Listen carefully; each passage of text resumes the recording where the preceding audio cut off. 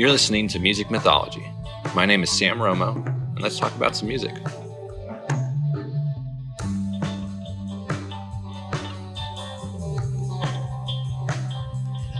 They played In Utero, like start to finish. Oh, I saw that. Is that the one where he wore a dress? Yeah. Yeah. It was Post Malone on lead vocal and guitar, and Travis on drums, and Post Malone's roommate on bass.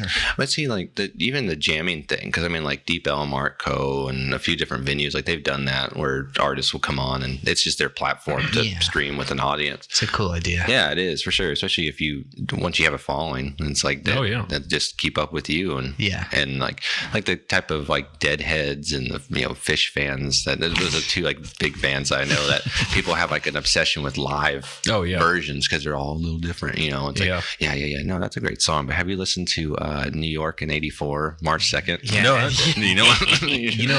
I've finally gotten there. Like I can hear something. I can hear a Grateful Dead song now, and I can probably tell you within about 10 months when it was recorded. And I don't really like the studio albums that much. But like 78 to 81 was like the best music they played live. And so you can always hear it. Just everything's real crisp. Is that like the original lineup? No. So they were on their second and then third keyboard. They had 3 straight keyboardists die. Alcohol poisoning, car wreck, speedball overdose. And then you know who their fourth keyboardist was? It was your boy Bruce Hornsby. Yeah, played keyboard for the Dead in my boy from like 90 to 94. Who's that? He had this song "The Way It Is" or "That's Just the Way." I'm trying to think of like a good. That's just the way. Yeah. I'm trying to think of a good Tupac joke, but I can't think of one quick enough. I think Tupac learned how to rap just because Bruce Hornsby wrote that lick or some stupid thing like that. Oh yeah, he sampled that. Changes. But yeah, I'm getting like my wife. I'll have her quiz me like we're studying for something every once in a while. I'm like, hey, just here's all through and through. Oh yeah. Oh, I love learning, but I'll tell her I'm like, okay, here's all the live albums. Just play one song, and I'm gonna see if I can guess. Or I'll have her get on YouTube. I'm like, type in "Bird Song" live and have it play, and I'll be like, I'm gonna guess January of '86, and she's like, no, it was November of '85. I'm like, that's pretty close though. Yeah. Wow. Dang, man, that's gnarly. It's fun. The best Tupac song. Change.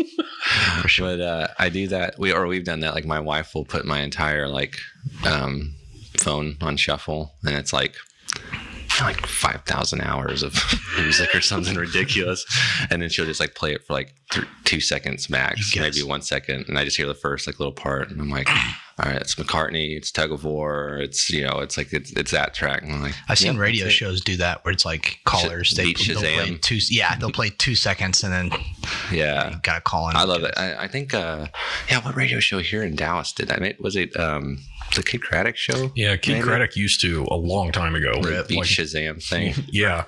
And I can remember. I love that challenge. Yeah. Like I can remember being driven to middle school, and my mom always listened to Kid Craddock because she had a crush on Big Al. My mom loved Kid Craddock. Kid Craddock's the one who told me about 9/11.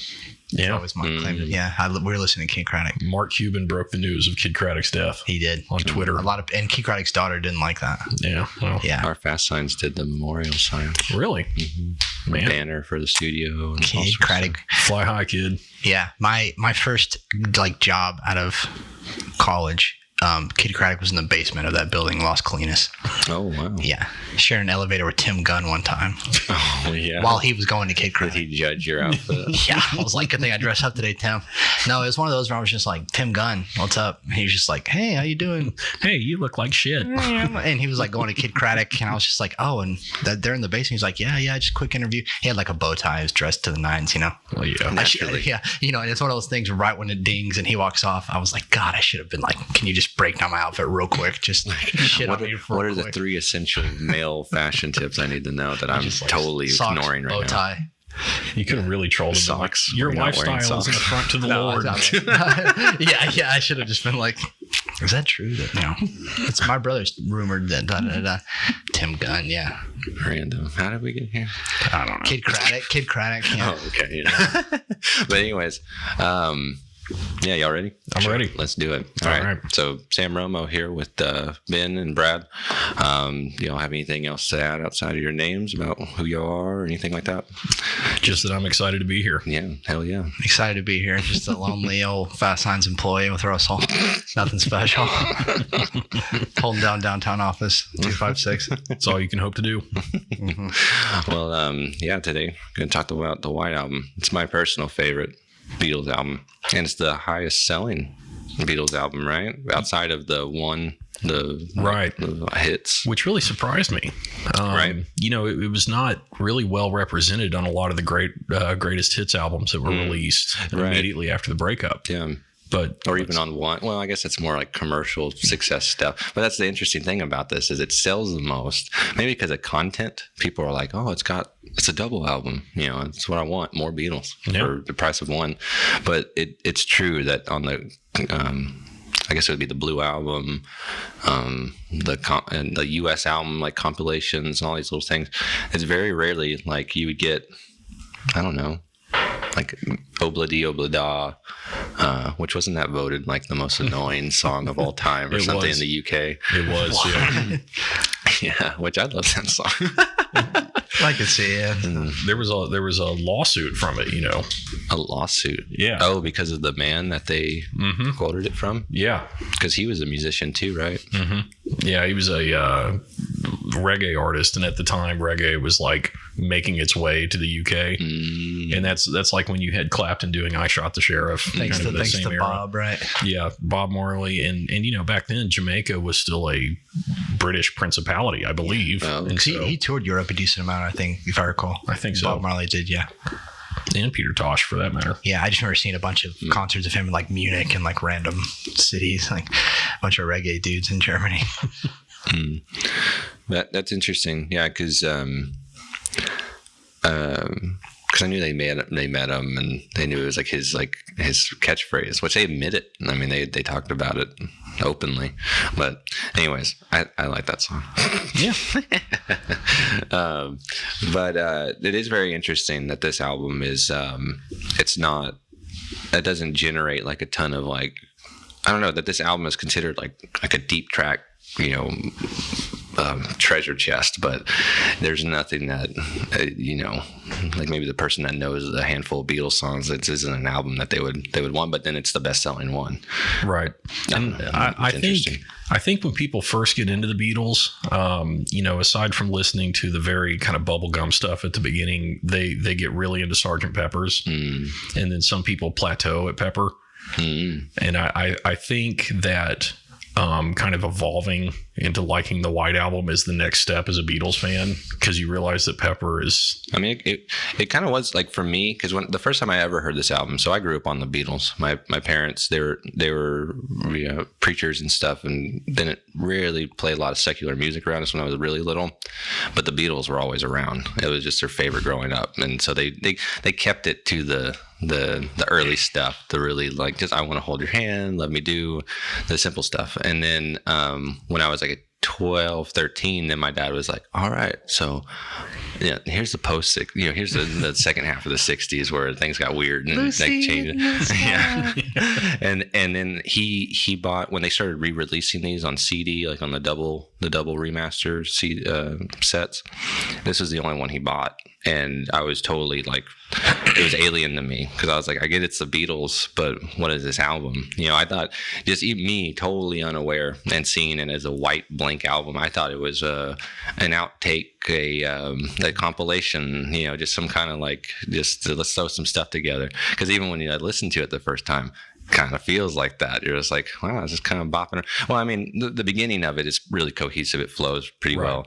But once you really digest the entire thing, you're like, this thing is just like, it's a little schizo. It's just like you're at every genre and you're switching it up. It's like, who are these other voices I'm hearing? You know, what are these weird effects and stuff? It's totally different. And that is what gave me, like, for me personally, it was like my first leg up on a musical appreciation of the Beatles, because it wasn't just like their pop successes. It was like, this is the I don't know, the lengths of their creativity and just the bounds of where it could go. And I was just unaware, you know. It was amazing to hear, you know, a fully story-driven song, you know, like Bungalow Bill or Rocky Raccoon. Like, that was, as a kid, it was appealing. It was easy. It was nice to listen and appreciate, but I could tell it was a little bit different. It wasn't just like a little, like, this is how I feel. It was like, here's a whole story, and this happened, and that, and that, and that. Yeah, it was kind of a precursor to the big singer-songwriter movement of the early 70s, where you saw people like Jim Croce and Gordon Lightfoot, and even Neil Young's solo career to some extent. Well, he was Beatles obsessed. Oh yeah, well, I mean, all those, the Brad and I were talking about that on the way here. All those Laurel Canyon guys. But especially Neil. But especially Neil. Neil had that thread in his creative niche that was just always competitive. It's like, I want to be the next sound, but I'm watching these guys. You know, it's like when Sgt. Pepper came out, you know, what was it, like 4 to 6 months later, Buffalo Springfield again comes out, and Neil did Expecting to Fly all on his own, and that's straight up like a day in the life. Like, it's like the cousin of that song. Oh yeah, because it's beautiful, and it's more about the depths and intensity of love, but it's got it's bookended by these, you know, orchestral, like, intense moments and just crazy pans, and like, it's weird studio mumbo jumbo. He's getting in there and he's working his mojo off of what he heard from the album, and that's what made Sgt. Pepper different. It was just heavy studio work, you know, just right. Super complex of just not just let's figure out a good tune. Let's play some things in weird timing. Let's put some stuff in reverse, but in the background, just subtle, and just it was such little bitty things that built this. You know, it's like building a house. It's like you're adding little things, and all of a sudden you got this full project. That's just amazing. It's hard to explain because it's just taken a long time to build it. You know, you can't explain it easily because it's not easy to do. Exactly. And you know, the Beatles pioneered making the soundboard another instrument, basically, through that type of manipulation. And you know, they started experimenting with that with Rubber Soul. It went through Revolver. It hit its peak in the Pepper / Mystery Tour, Magical Mystery Tour sessions. Yeah. And then I think starting with this album and more specifically the trip to India that led to a lot of this album, I think they realized it's like, okay, well, that's something that we can do, but we also don't want to stray too far from just putting good music out. Yeah. And that's, you know, one thing that I really think about this album is I think it helped them get grounded again after kind of really experimenting a lot. And I'd say that like it's a profound idea. I mean, everyone thinks that, but profound to you. Yeah, I suppose so. But if you're hearing it for the first time, that was completely my idea, but no one's ever said it before. But if you're not hearing that for the first time, you know that I'm not a prophet or anything. I mean, that's widely documented. But I mean, I think that was the time to change.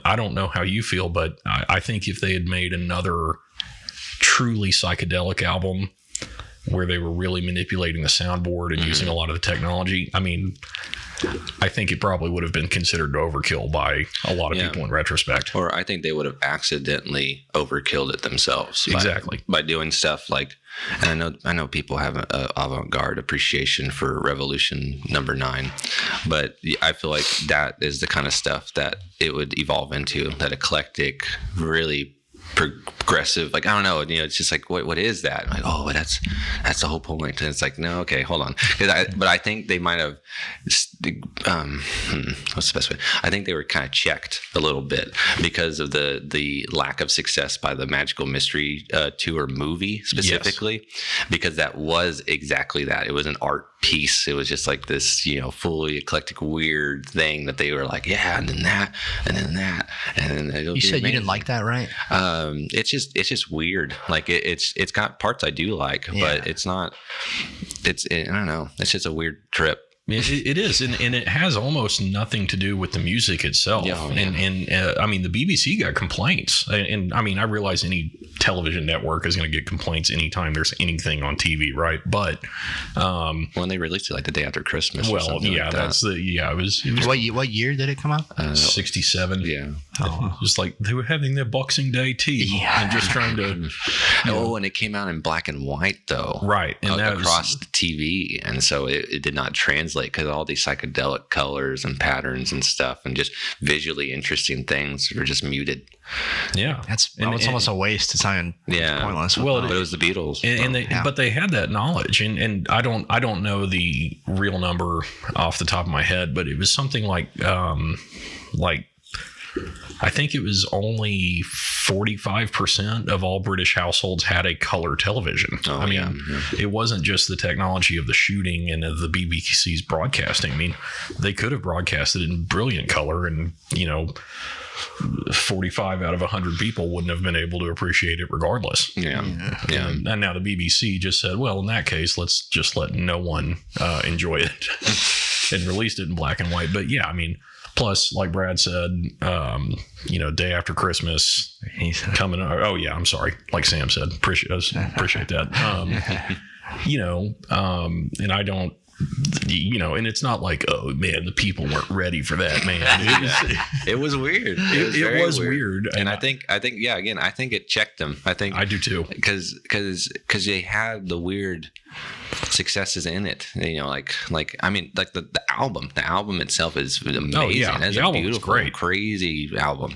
But yeah, I think that was kind of the negotiation of like, we'll make an album collection of Magical Mystery Tour, and it's great as a piece of work, a musical work, but we can't go too far because because we're realizing that if we don't keep it a little more cohesive, the following is going to start to dissipate, and we can't do that because one, this is also the White Album would be the first album underneath their own record label, so I think that was another thing, is that they were trying to be careful, and it's like, okay, we can't just take a giant swing on this weird project. Let's build something that's got some oomph behind it, some proven, formulaic.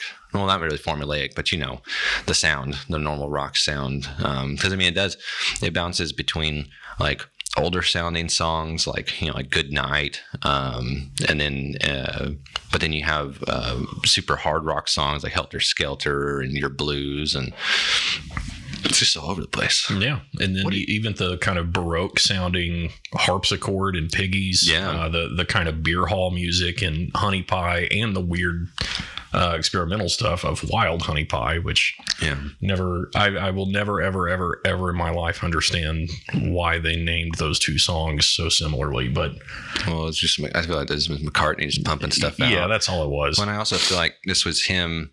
I feel like this was the beginning, and I don't really have a confirmation. It's just a feeling, but I feel like because he wasn't super like attached at the hip with Linda yet, but they were dating. Right.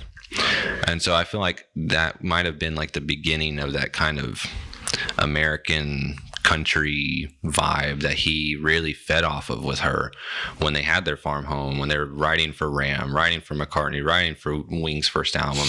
It feels like the beginnings of that, because it is that kind of like weird, like, what is that? It's almost country, but it's like this weird, I don't know what that is, but it's just McCartney kind of taking little bits of these things and making it his own little rocky folky thing, but it's still weird. You got to add the different thread into all of it. But anyways, the variety though is insane on the album. What did you tell me about Helter Skelter that one time? You said it was like the first, not like metal song, but it was like it was considered like the first, like one of the first like hard rock songs. I mean, a lot of people consider it that way.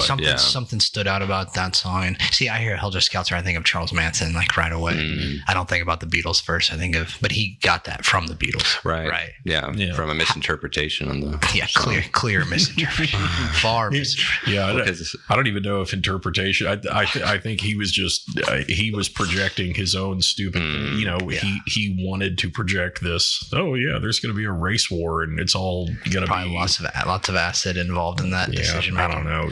How did the Beatles think about that? Did they ever say? They were all for it. They were like, man, we love Charles. No, I'm just kidding. I'm actually glad. Were you saying where did they get the name? No. Like, I wonder if they heard that Charles Manson referred to Helter Skelter during all his trial and stuff. But it's from like old writings. Like, it was a phrase. I know. Yeah, I just wonder if like it's kind of like when Neil Young heard about his Kurt Cobain using his line in the suicide note, and that like. You can't cuss on this, right? No, you can. Can I cuss on? Yeah. Fucked with Neil's head that. That it was in that. So I wonder if the Beatles heard that Charles Manson like took that from Helter Skelter, and they're like, "Ugh, it's not what we meant." Yeah, well, and maybe Manson was attracted. I mean, again, who knows how coherent he was when he was thinking of these things? But maybe it was just the tones, like literally, like the vibrations of the songs that were like, like it's the madness. It's like that's the chaos because that's what that song. I mean, exudes. It's cool chaos. Song, yeah, especially like the ending. It's just so like. Punk, just like the madness and the. Who wrote that? That's Paul, and I think I mentioned this on the last podcast, but it's one of my favorite like breakdowns of kind of that genius of how he would write and compose songs. As you look at Helter Skelter, it's literally about, I think it was a ride in the UK amusement park or something. Yeah. And it's about going on a slide and in some, I mean, there's other things he talks about, but the gist of it is that you're going on a thrilling ride. Yeah. And then super cool. But it's a heavy song. I mean, it's a heavy written, composed song over like a pretty simple song, concept.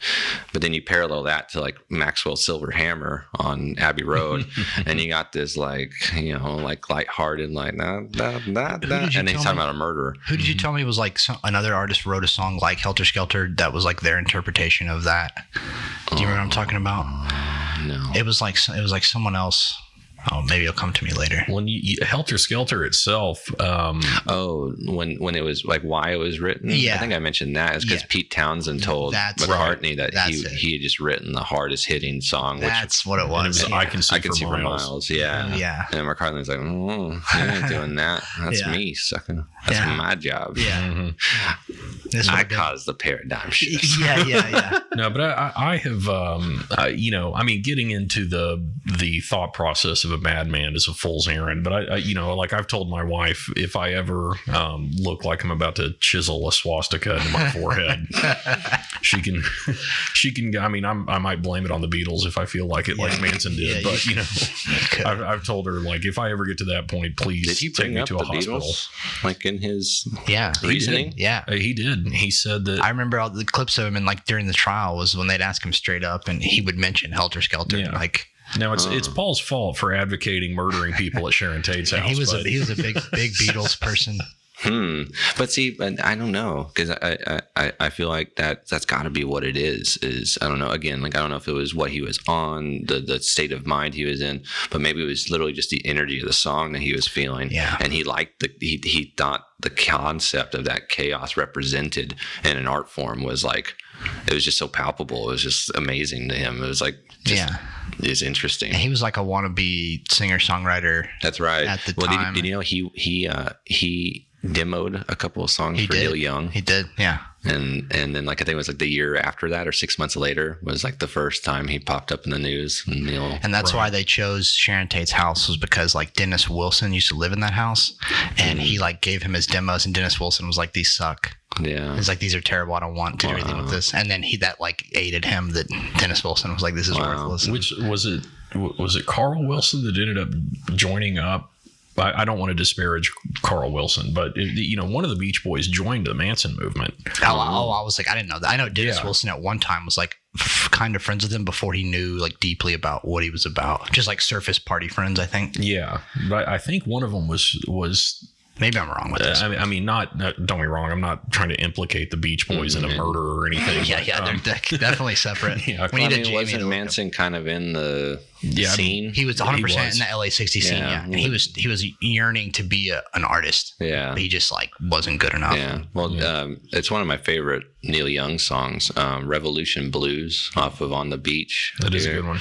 That is. It's about Manson. Well, it's about a lot of things, but but it's because he wrote it, I think, like the year after he realized like. That's the dude, you know. Yeah. And it's a very interesting song. It's got a very good guitar, a really cool guitar solo at the very end. It's very, I don't know. It's like a high energy song. It's like it's not like hard hitting, but it's like you just feel like the movement, the momentum behind it. It's very interesting, very weird. Yeah, it does kind of get in your bones. I told him 100 times he needs to watch Last Waltz because I just think he'd love it. And I used to watch it every Thanksgiving. That was a thing I did. Nice. I haven't done it because my wife has a terrible taste in music. I would be worried, but she's never going to listen to this. We'll edit that out. Yeah. No, she's not into it, and I don't want to force her to sit through 2.5 hours of like a lot of Robbie Robertson and stuff. She's not going to like it. Yeah. But I told him about the Neil and the Coke and having to Photoshop it. Marty Scorsese had to. Yeah, they did airbrush that out in the 70s, which was like a 2-year project. Yeah, you're right. It's like frame by frame. Yeah, pushed the release a year. Painting frame by frame. Yeah.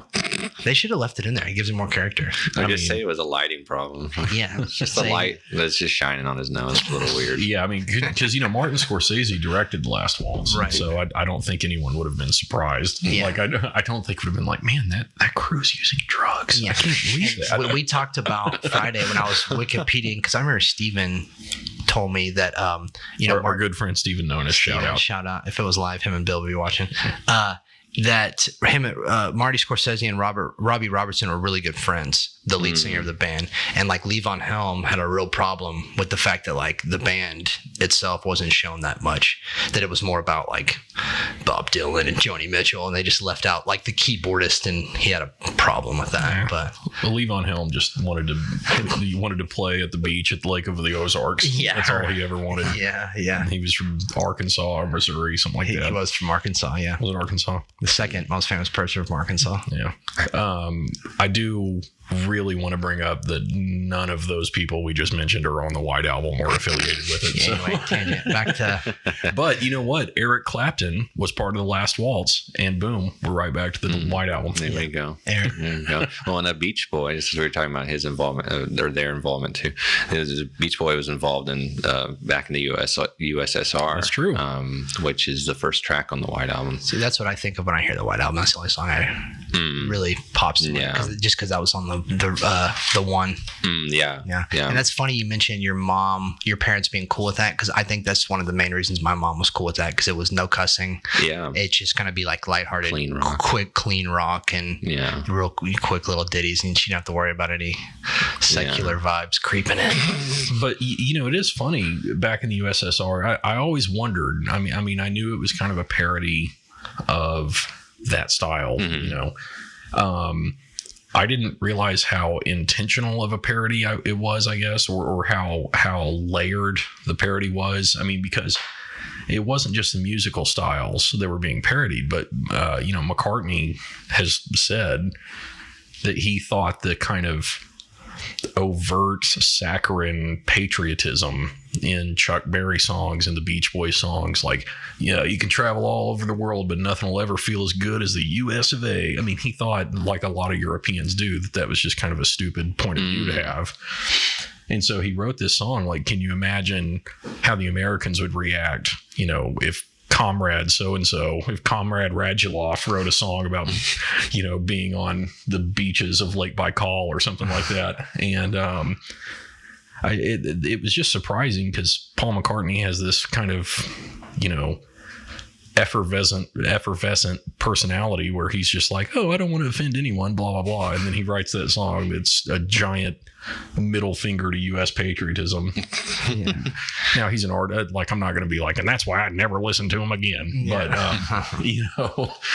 it is kind of funny how deep the parody went there, though. Yeah. Well, the Beach Boy, I'm forgetting which one was it. Mark Love, is that his Mike name? Love. Mike Love. He, I think he's the one that suggested, because he was a part of the Maharishi camp or group, the retreat, and I think he was the one that suggested the Russian angle. I think so. Yeah. Really? That's maybe he was enlightened and realized how much of a parody they were, or what they were doing, and he was like, you could mess with that. Well, and by then the Beach Boys, like the Beatles, the Beach Boys had evolved. It wasn't just like, hey, let's hop in the Roadster and go out to Santa Monica. By that time, Pet Sounds was out. The Smiley Smile recordings were being worked on, and it was more complicated, deeper, more meaningful music. And yeah, I mean, if you look at Pet Sounds and you listen to Wouldn't It Be Nice, it's still a radio hit, but it's not, hey, I'm going to grab my best girl and throw her in my convertible and go get a burger and a milkshake at a drive-in. Classic. Yeah. It's like, there's more poetic stuff in it. Like I'm trying to think of, I just wasn't made for these times. Oh, that's yeah. one of my favorite. It is. I mean, songs.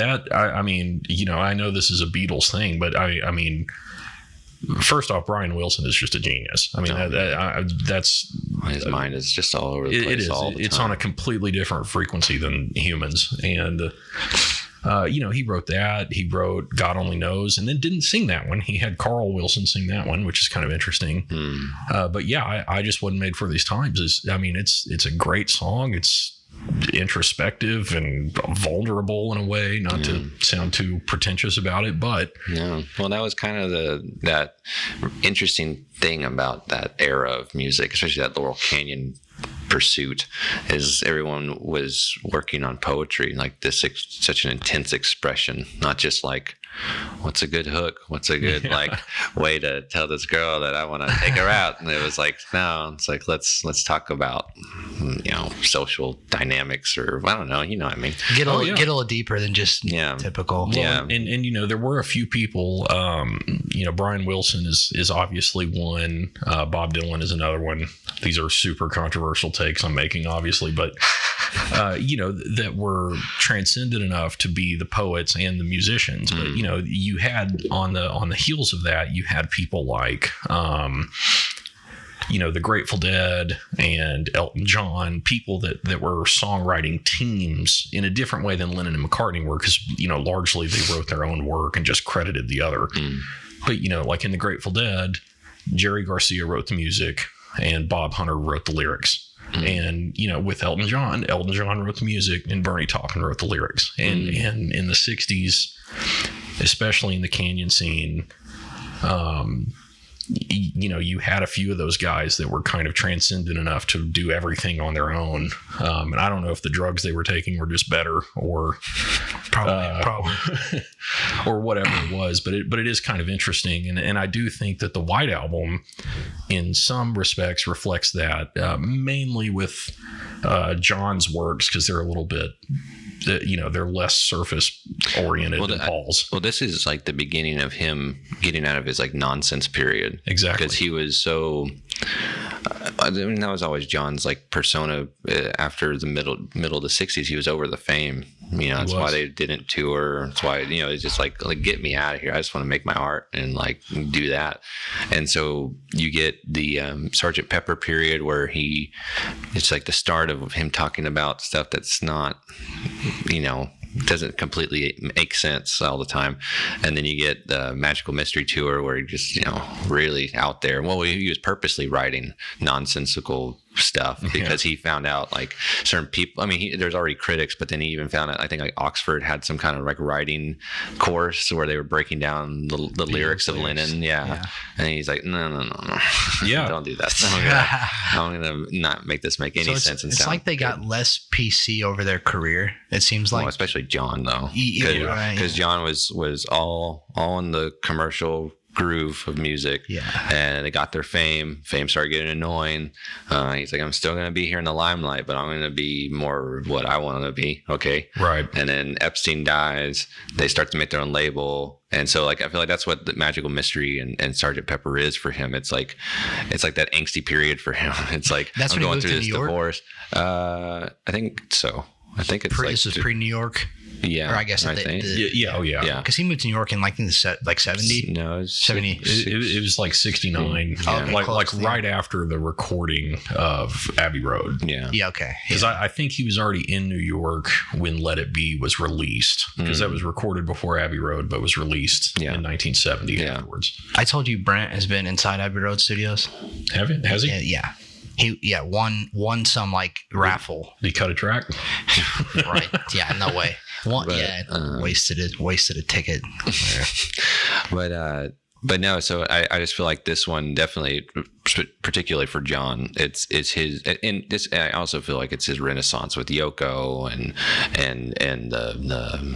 the retreats and like getting a new perspective on life. Sure. And post divorce, like really figuring himself out, getting out of angsty period of just like, oh, there's so much out of my control. There's so much that's just like they think they know me, but they don't. So I'm just gonna show them nonsense. It's gonna be beautiful nonsense, but it's nonsense. Yeah. And then this album is like, okay, we're steering our ship again, full creative time. We're doing whatever we want. I can even bring in my girl and she can help me out. And so he's like, all right, let's talk about some heavy things. Let's make some good rock, but let's get more serious. Let's get back to some serious stuff. But there's still the nonsense, just somewhat nonsense of like, Happiness is a Warm Gun, which is stuff that, and Glass Onion. Yeah. He just wanted to, kind of flex his creative muscles while just working with interesting topics and not even topics or full stories, just lines of text, or titles, like Happiness is a Warm Gun. They saw that in a magazine, and he just thought that was magazine. Yeah, and he just thought that was such an American thing. Yeah, but he was just so enthralled by just like, wow, what a statement. Yeah, I like to picture him going into a McDonald's and someone left an NRA magazine like in a booth at McDonald's.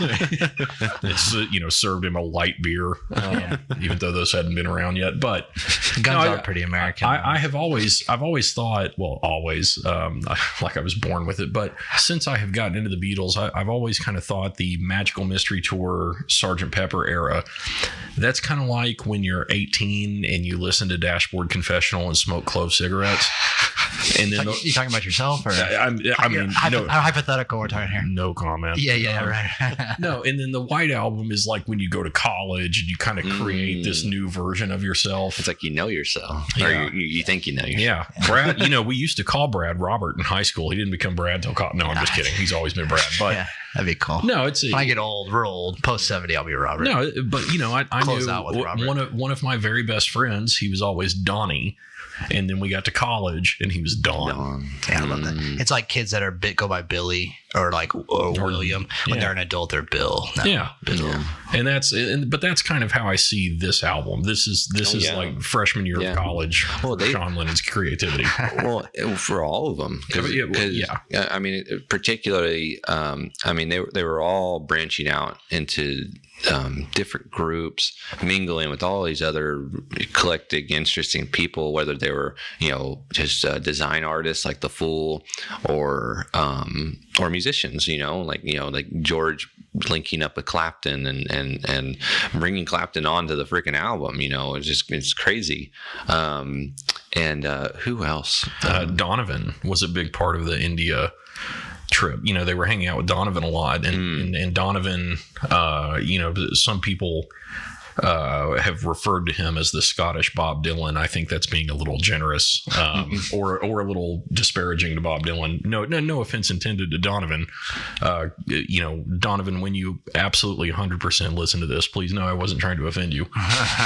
when he listens. Yeah, when he listens. But they were hanging out with Donovan, and Donovan had this kind of folksy, Bob Dylan, Nick Drake, Jimmy Spheris kind of feel to him. And he hung out with the Beatles, in particular Paul and George, and had a lot of influence on them. And, Paul ended up kind of taking these sweet, kind of fun, easy to listen to melodies. Now, George took it more to heart, and he wrote a lot of what would become All Things Must Pass during this time. And so I think that George probably had the most prolific Well, his commitment to that religion was pretty obvious. Yeah. Was it just Hindu was the religion it was, technically? Yeah, well... It really wasn't. I mean, it was kind of pseudo-religious, but it was really the practice of transcendental meditation. And it was in a Hindu environment. But I mean, to me, it would be like taking a meditation class that happens to be held in a church. Yeah. Well, and he saw, flaws in like the Catholic Church. And then when he went with Maharishi and they saw the flaws of him like as an individual. So, and then he kind of pulled himself back again. And, and then, and he had his own personal issues too with drugs and a lot of things, but I just feel like that was kind of the pattern of George, was not necessarily he found the right path or religion or whatever, but he just became a little more self-aware. Like every time he would come into a realm of like a new understanding, he's like, oh, okay, I'll take these parts and I'll keep moving. And it had a really great, I think it had a really, marked effect on how he lived his life, because one of my favorite stories about George is he was married to Pattie Boyd at the time, and Pattie Boyd and Eric Clapton, shortly after the recording of this album, started having an affair, and George and Eric Clapton were very good friends, and Pattie kind of just moved out and started living with Eric and stuff, and one day Clapton was over at at George's house. And George said, well, are you going to marry Pattie? And Clapton said, well, yeah, I'd like to. And George goes, well, I guess I better divorce her then. And that was it. That was, that's so weird. Yeah. He filed for divorce. Texan came out, he filed for divorce. And then Eric Clapton and Pattie Boyd did get married, and they lived very happily ever after for about 5 years. And what a friendship that they're just that, I know, that open, that like, and they stayed friends until George died. I mean, it did not affect. But George also made some kind of, maybe not a hint. I think maybe he had a request for that thing with that, because Clapton was with Pattie's sister, right? Right. And so I think they were trying to do some kind of swap thing. Yeah. And then it just like 60s, it just kind of just didn't pan out, I guess, for George. And George's like, Well, and Ringo's wife Maureen had an affair with George that Ringo, literally walked in on. Like the first scene of a movie or something. Yeah, right. Ringo walks in, is like, honey, I'm home. They let me write a song today. And it's about an octopus. You'll love it. And he found George and Maureen together. And I think such was the dynamic at the time that Ringo was like, well, I guess we're all on this planet for one thing. And it just kind of... Peace and love. Yeah, exactly. He still wishes for peace and love every birthday, and I never can afford that. He signs off on every tweet with that. I know. I love your Ringo accent. It goes a little deeper. Yeah, well, yeah, it still had the kind of Liverpudlian. Yeah, you're good at Wait, to it. So when did Pattie and George split up? Because she was in the Something music video. She was, and I want to say it was like 71, 72. But I think it started like late 68, 69. Yeah. Well, yeah, but this album has just so many influences, because you could say that with each additional album, because you're like, now they met this guy, and now this, now the Doors existed, and then they met, right. There's so many things that could add it and just stagger it, and you extrapolate it, and you're like, oh yeah, look, this got crazier and crazier. But with this one, this is just it was a huge shift from the psychedelic, the pure psychedelics, for one thing. And what you're just kind of, what we were just detailing is it has a different feel to it, because it has this like mature music awareness kind of deal, where none of these songs, now I know you got problems with Wild Honey Pie and Obla Dee Obla Da, and they're out there, but like I'll just put it that way, most of the album really hits true. It comes through with a feeling that they're really going for, and they're just masters at communicating, in that way. Absolutely. And with this album, it definitely does. It feels much more like you're getting, because at this point, let's see, at this point, this is 67, so they're like 27, like 26. Well, I guess they're all different ages, but they're all around 26, 27. Yeah, that's because Ringo, I think, is the oldest. He's the oldest, yeah. And he was born in 1940, like in July maybe, and then John was October of 1940, and then Paul and George were younger. George might have been born in like 43, so he might have been literally like 24, 25.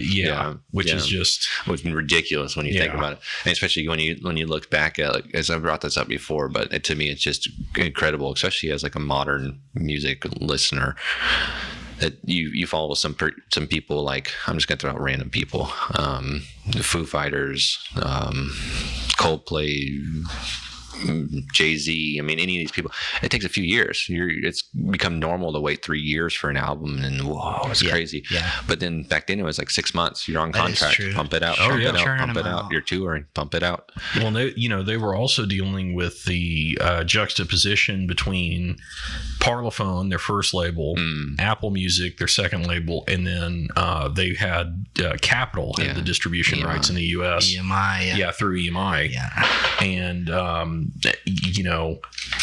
having to appease 3 different sets of people, especially with the Parlophone people. They still had distribution contracts with Parlophone after they had left, and so you're having to fulfill those duties. Now, they didn't have to tour or anything anymore, but Parlophone briefly had rights to their merchandising, and so you could buy the White Album with proceeds going to Apple, and then you would buy a Beatles lunchbox with proceeds going to Parlophone. Which is not ideal. No. Well, and that's what and I feel like their breakup and their corporate, or not like corporate, but their business experiences on the public scale kind of gave people, they did this a lot because of their notoriety, insight into the industry, insight to the complexities of what's going on. It's like, well, why aren't you touring? That's what everybody does. Like, cause man, I can't hear myself when I'm playing. Like, oh, that's crazy. But you start to hear these stories and you start realizing, you evolve as an appreciator of what they're doing and what the craft really is. And then when you look at those videos of them breaking up, and just the mountains of papers, and like the famous video where you showed George and he's like, I don't even know what I'm signing anymore. He's like, I've been signing all day. I don't even know what it says anymore. I'm just trying to get out. Which I would be remiss to mention that I am an attorney, and when clients say that to me, it really pisses me off. I don't even know what this is. Well, don't you pay a lawyer to sign all that stuff?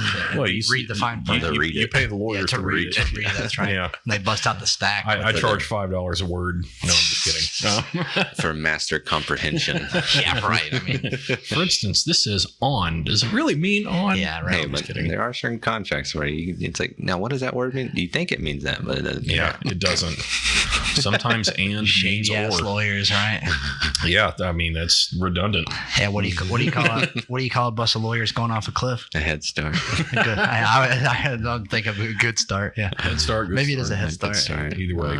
No, I tell people you don't realize how much you don't like lawyers until you become one. They're the worst. My wife's a lawyer and my business partner is a lawyer, and those are the only 2 lawyers I like. Yeah, right. Keep it close. Yeah. Well, and my father-in-law, if you're listening. You want to plug your plug out where I go ahead? Shooter and AG Law Group. There you go. Everyone listening, injury and auto. No, what is that? No. Yeah, don't call me if you're in a car wreck. I don't want to deal with that. But, wills, business stuff. What's the first Beatles riff y'all learned on guitar? Do you recall? No, I would have. Mine, it was easy. It's just the opening to And I Love Her.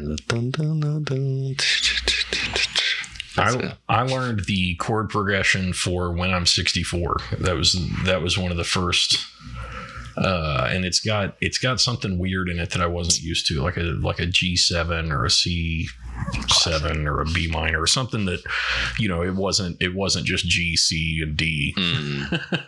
No. Although those were in there, but Yeah.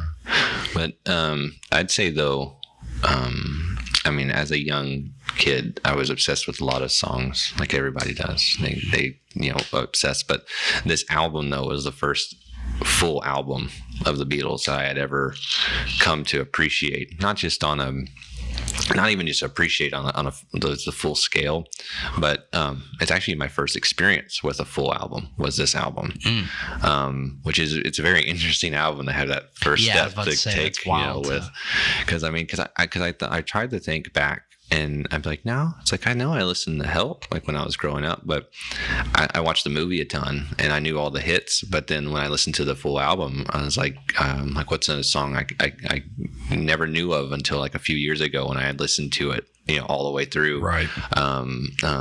It's going to bug me. Oh, like Tell Me What You See. Or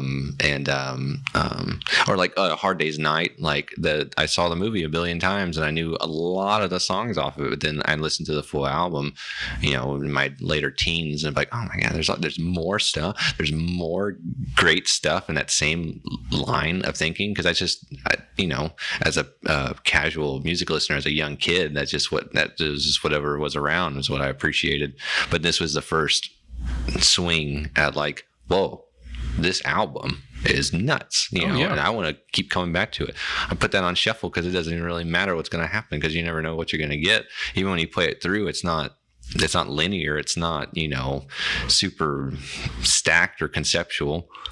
It's just sensational. It's just all over the place. I will say, if you put it on shuffle and the first song you hear is Good Night, that is a real bummer. That's true. I will restart it if that happens. Because I'm with you, with the exception of Good Night. Yeah. Like if Good Night comes on first, I'm like, ah. Yeah, or Revolution Number 9. But I can power through that one. But when I hear Good Night, like I want to take some melatonin and lie down. Wasn't that which written, was the intended? Wasn't it? Yeah, wasn't it written as a bedtime song for Julian? It was. Yeah, it was. It was.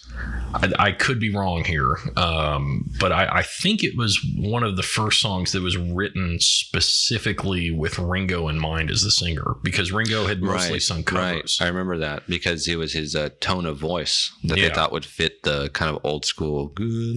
Yeah, exactly. Yeah. And when I was a kid and I'd watch reruns of Thomas the Tank Engine and Ringo was Mr. Conductor, it was a great segue right into nap time. So there you go. Full circle. Yeah, they're setting them up with his animation career. Exactly. John Lennon had incredible foresight there.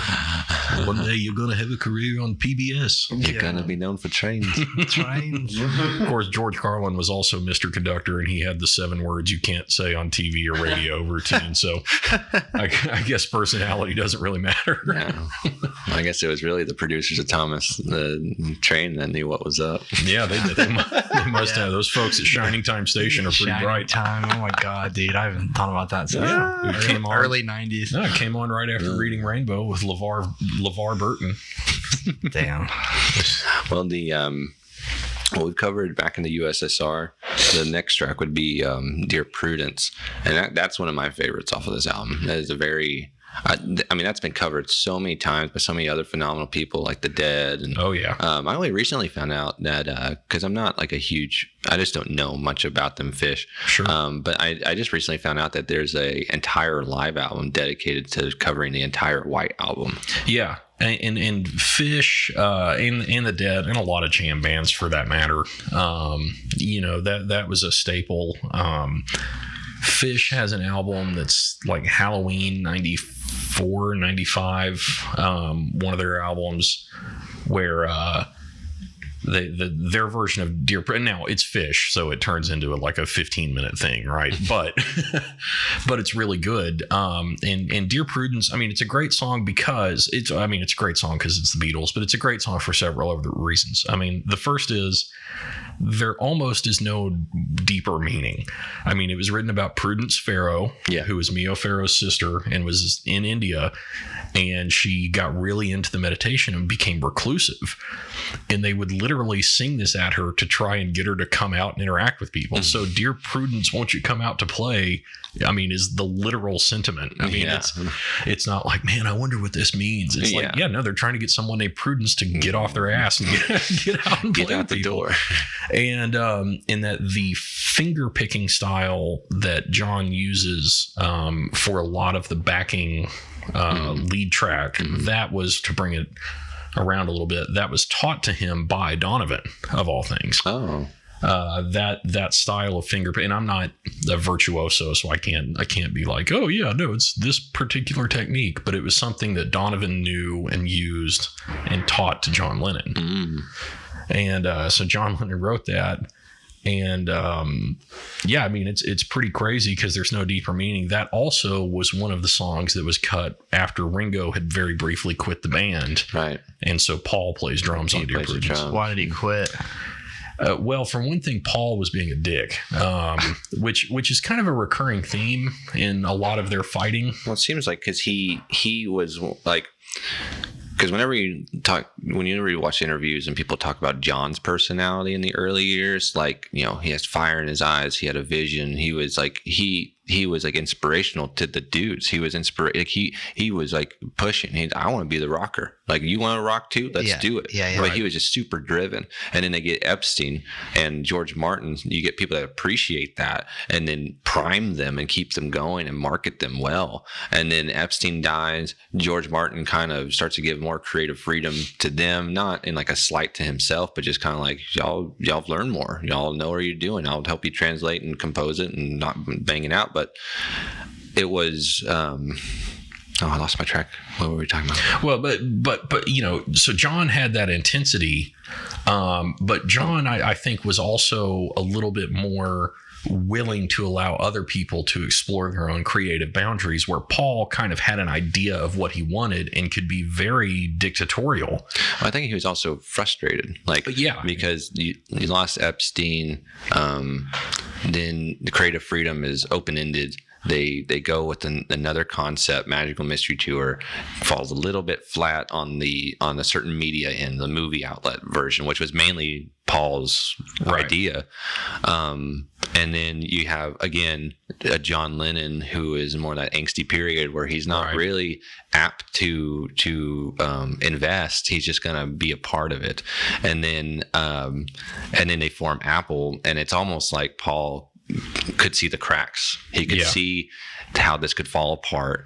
And then you also, at this point, I didn't think about this, but at this point you're at 67 where he's met, like Neil Young, who Neil Young it was pre Buffalo Springfield again. He was already ready. He was ready to jump ship, do my own thing. No. I don't need producers. I don't need an engineer. You're not going to tell me how to do this. I'm going to mix it myself. I don't need Steven Stills. I'm the lead guy. And so I'm sure meeting people like that who had a super group, well, not a super group yet, but had a big group that they found influential, and then they were like, man, I'm ready to do my own thing, blah, blah, blah. That he was probably afraid of that. Right. And knew that there was money to be made and that there was potential just left on the table if they left it alone.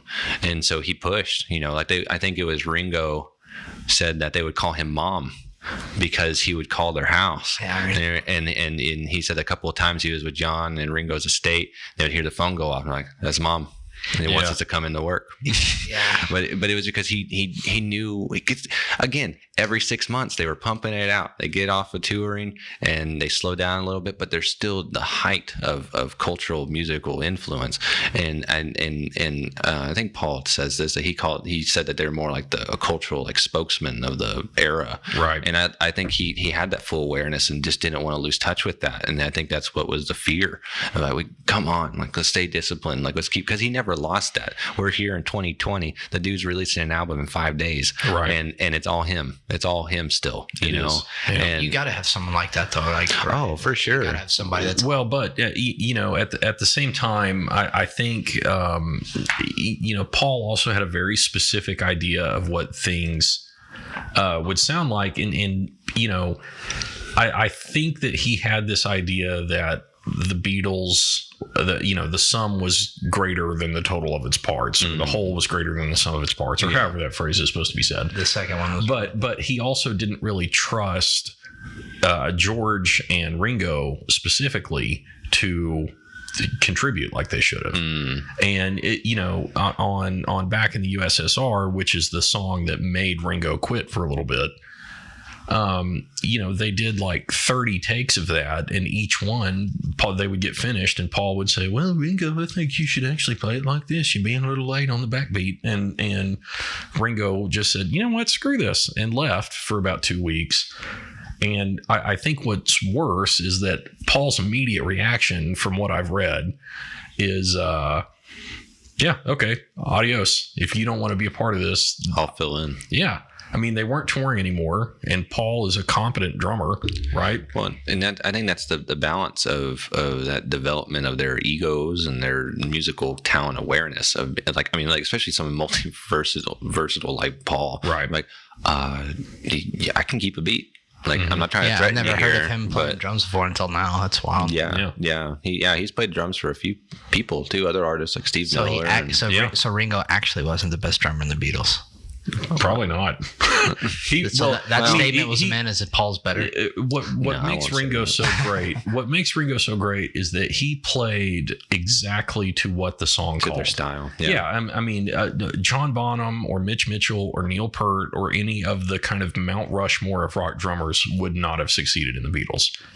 Because I mean, and I love Rush and I love Neil Peart, but if you ask Neil Peart to just play a very simple 4/4 thing for a 3.5 minute song, I mean, he would have outshined everybody. Not that he couldn't have done it. I mean, he's Neil Peart, but if you break down and you really look at the highlights of what Ringo brought to the composition of some of their most unique stuff, I mean, that's what he mastered.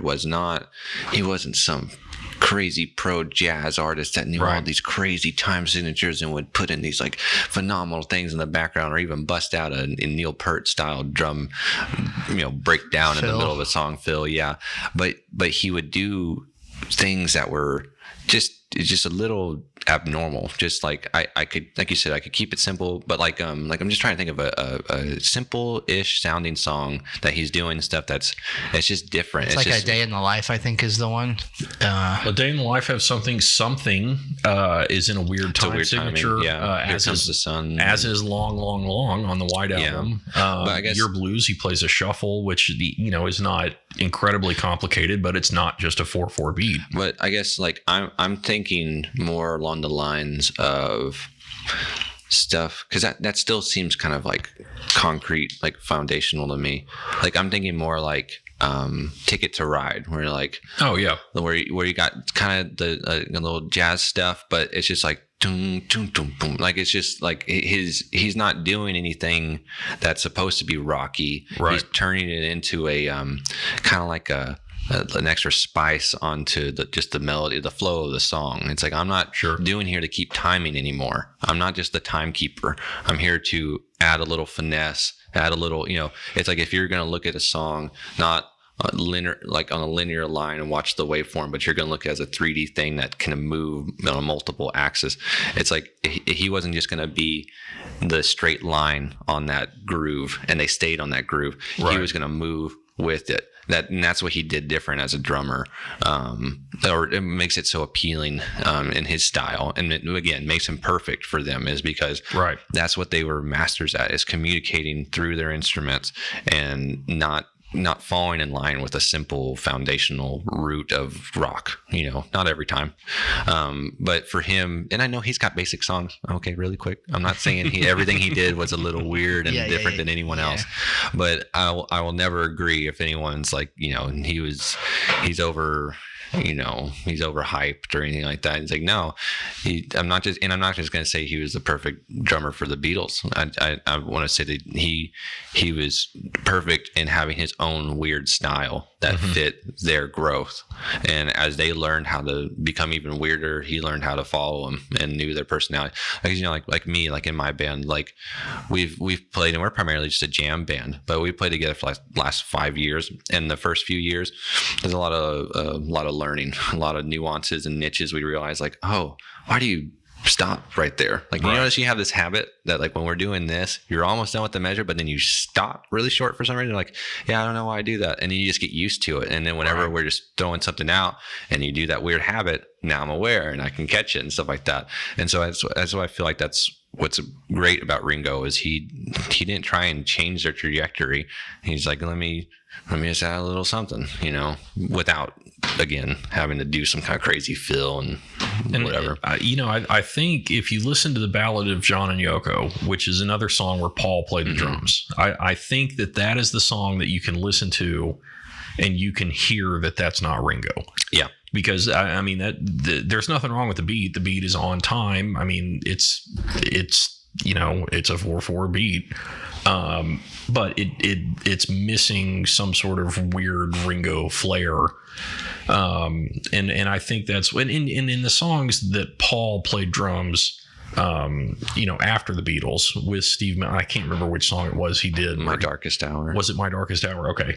And then, on his Unplugged album, he plays drums and sings on a cover of Ain't No Sunshine. And it sounds like someone who knows how to sit at a drum kit and knows how to play a beat doing that. But, it's not like they're Dave Grohl where they're actual like virtuosos at multiple instruments. It's Paul was a great guitarist and a great songwriter, great piano player, and he was an adequate drummer. Yeah.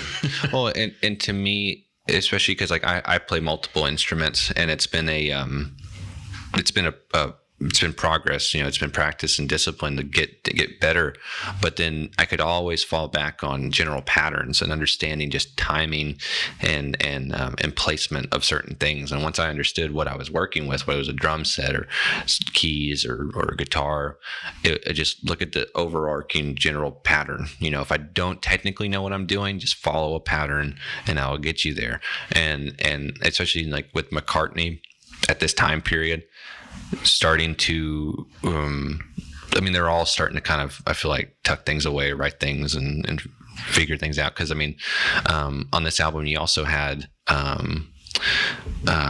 what other songs did they try and flesh out that would come way later, like Across the Universe, Lady Madonna.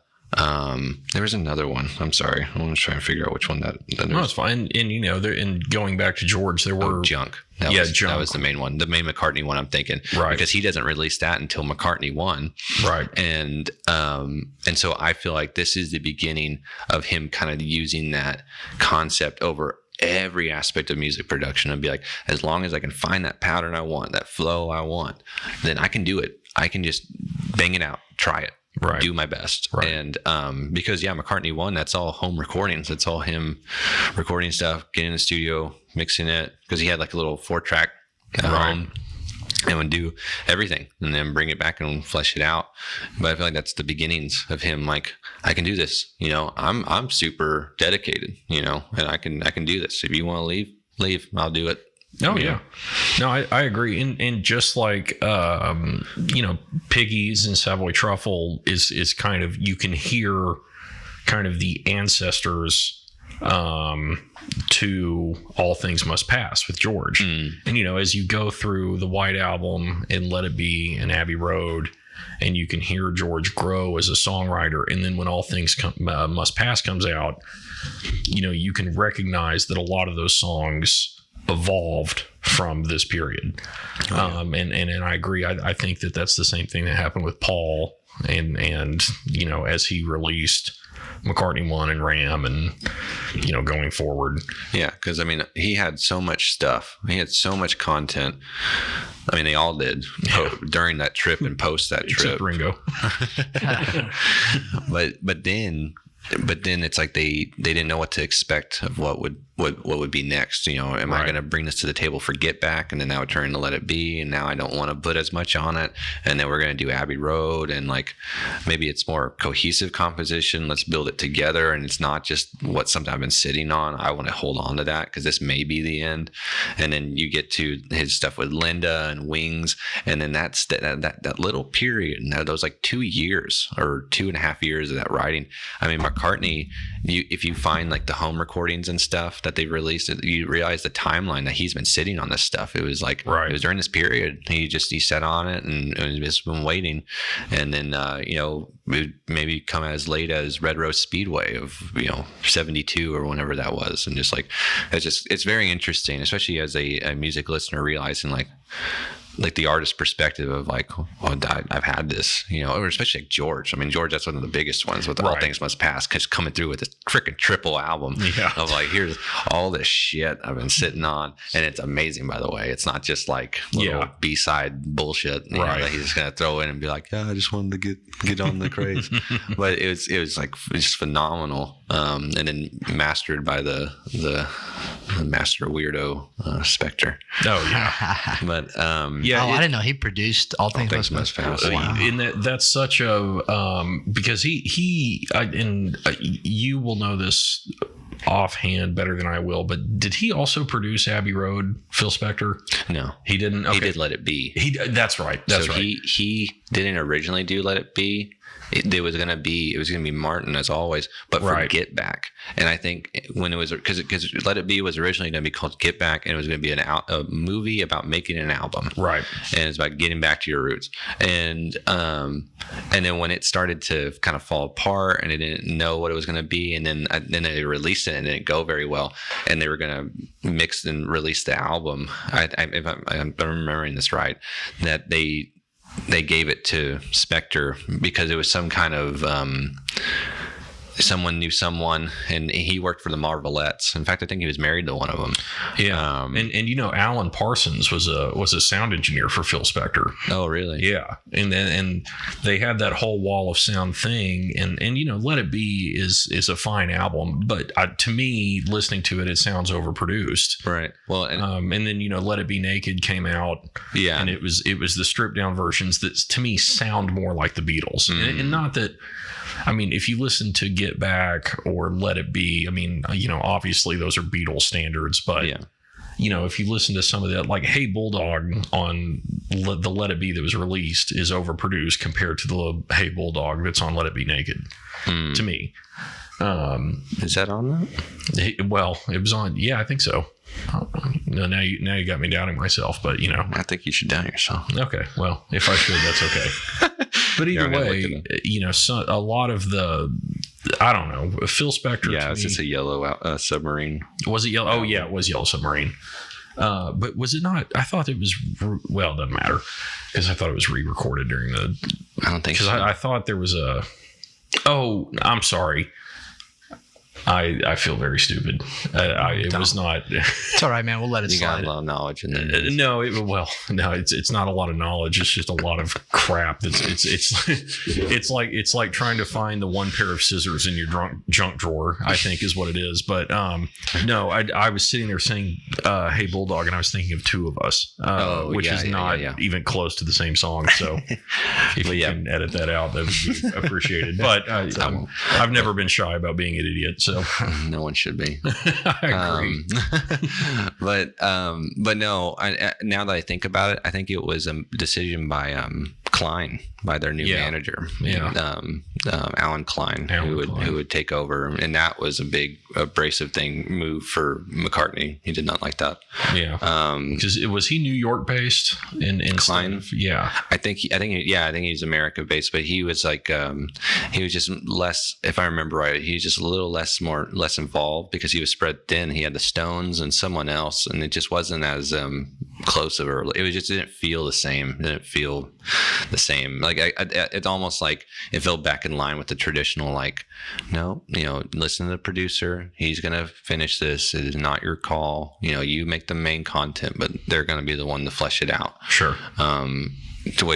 To the concept of like those the real Let It Be, or the original Let It Be, of where you hear those little like boom and the sound check and the random like talkings and stuff like that. Like all of that was not organic. A lot of that was spliced and put before then to sound like they're queuing up to make it sound like they were making an album, because that was the original concept. So I think that's what they did. It's like, let's get Spector in here and let's marry the concept of a Beatles album and this other concept of how the Beatles make an album, and then let's just, you know, you bookend it with those little snippets and some B-roll, and let's make that the concept this time. But I think that was Spector's introduction into their world, because then Spector did the first two singles for John, and the Plastic Ono Band, which would be Cold Turkey and Instant Karma. Right. And then he would do the Plastic Ono band, and then Imagine, and then All Things Must Pass. I remember waking this Friday and we were talking about it. He's getting released 2023. Oh, really? Phil. He'll be like 85 or something. Wow.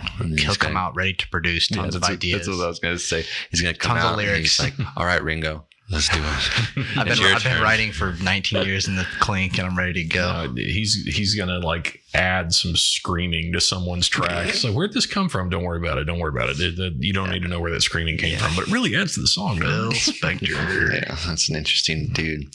But, how did we get on him? But going back through the tracks, so like after Dear Prudence, you have Glass Onion, which was one that was written by John specifically to throw off the people that were analyzing their music for mess with the conspiracy people. Yeah, and the Walrus is Paul was just some nonsense crap he threw out. Yeah. Well, and again, I feel like that's again in line with probably conversations he's had with fans and other people that is this that it's like it's nothing. It's like it's just art. It doesn't have to be something or it's the obsessed people that would talk to them like or it's like I love you and like.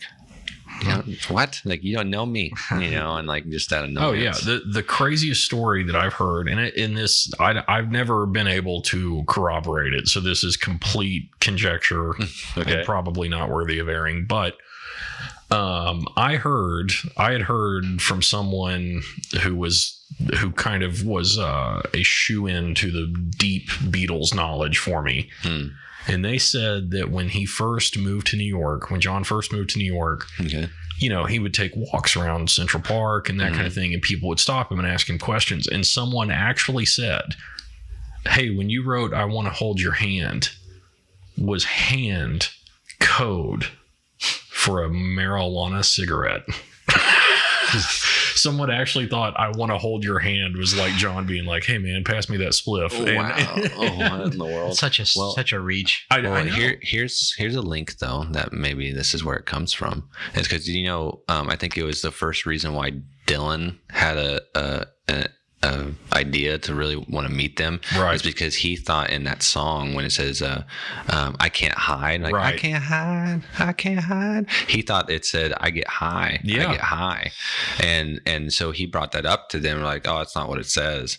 So I wonder if maybe that's where that fan did the same thing and were like, what are you talking about? You're getting high. Maybe so. That is my favorite. That's my all-time favorite piece of musical trivia though, is that Bob Dylan met the Beatles like, hey man, there's this substance called pot, y'all should try it. Yeah. And it's like some random dude from Minnesota meeting these four dudes from Liverpool at some swanky party in New York or something like that, and he's like, hey man, I got some joints rolled, you want one? No, we want amphetamines. Yeah. It's like, it's so boring. Yeah. Do you have any Benzedrine? That would be better. I'm not hyped up enough. But then of course he gives them weed, and then out comes Rubber Soul and Revolver. So and really I guess Help was part of that too, was post Dylan. It's like Dylan's like, I'll introduce you to weed, you introduce me to electric guitar. That's funny. It's like, I want to get booed at the Newport Jazz Festival, will you please teach me how to use the electric guitar? Well, what's y'all's opinion on, I think it was that the Jack White it might get loud. Yeah, he says in that when they kind of profile Jack that because he apparently has like never smoked weed in his life, never done any drugs, like just alcohol only.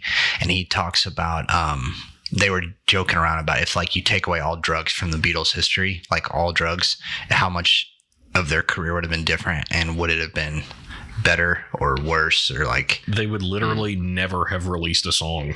I'm serious. Going back to Hamburg and then also at the Cavern Club in Liverpool, it was just uppers being washed down with beer. If you really want to, you can't, I don't know this, I've never tried it, but I would be willing to bet that you can't play music for 20 straight hours, right? Unless you have some sort of external chemical working for you. Yeah.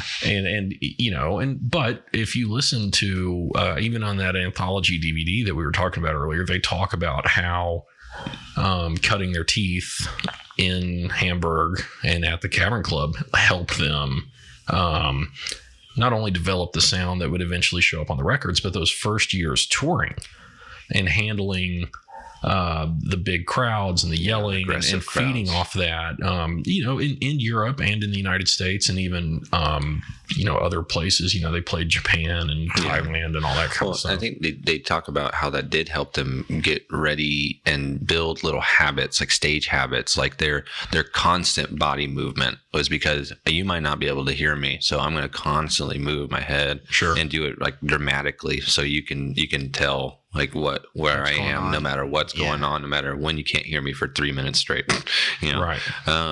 Because that's what they would talk about is like the technology wasn't there.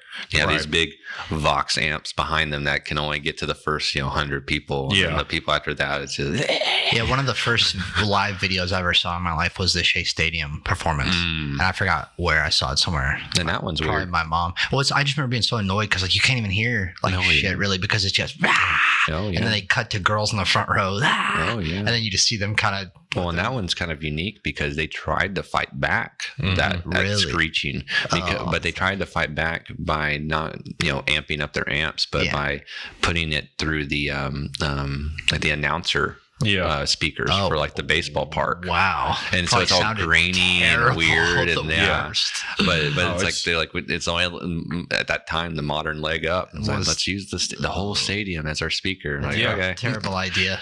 No, but it's all you had. It is hilarious. It's like the same voice that said, "Ladies and gentlemen, now pitching Tom Seaver." It was. I guess Tom Seaver didn't play for him back then, but in the amps that they did have, Vox specially built them.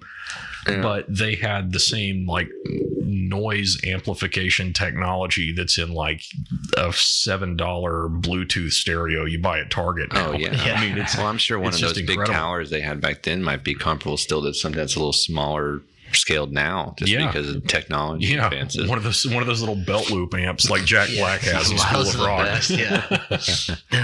Do you ever see I know you're a Neil fan. Live Rust. Oh yeah. I love that out. Well, and what's the other? The regular one. Rust Never Sleeps. Yeah, Rust Never Sleeps. Thank you. Sorry.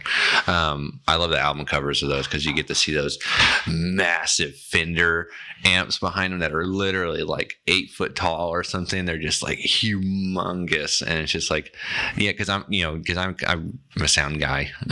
I used to install speakers for theaters and homes and all sorts of stuff. And I'm just in churches, and I'm just so used to the modern solutions of like the small pivoted speakers stacked and tiered and put in the right, dynamic angle, blah, blah, blah. But then, you have the right small monitors, and you just don't need these massive things. And then you look at the old pictures of Neil on that tour, and he's got these huge Fender amps behind him, just massive. And it's just like, that's crazy. It's just phenomenal to think about that. I just finished reading a book about the Grateful Dead, and it was talking about when they first started doing very large tours in the early 70s, 70, 71, 72. They were getting this following, and sometimes they were playing to 50 or 60,000 people, but the technology back then, there were, the sound traveled 100 feet then stopped. And what they figured out, they hired a team of people to assemble what they called the wall of sound that is not related to Phil Spector's wall of sound. Where they would, instead of putting, 1 million amps all stacked one or two high, they would have everything stacked really, really, really high. And so like Phil Lesh, who was the bassist for the Grateful Dead, his amp stack, it was 13 or 14 amps, but it was 32 feet high. I mean, that's how they stacked it because someone told them, look, sound waves will travel further if they're higher up. Like I was saying before, the dynamic angle of it, like I was saying, like when we would install those pivoted speakers that are stacked on each other for churches, that's what we're doing. We're putting them way up high, as high as we can, and then they're curved. They're like angled down towards you. So it's going to pepper the entire crowd with an even dispersion rather than being ground level and having to work its way through bodies. because it's going to affect it over time. Well, that's the Grateful Dead did that. Everyone had a stack. Then they preached environmentalism, even though that took enough electricity to like power Toledo, Ohio for a week.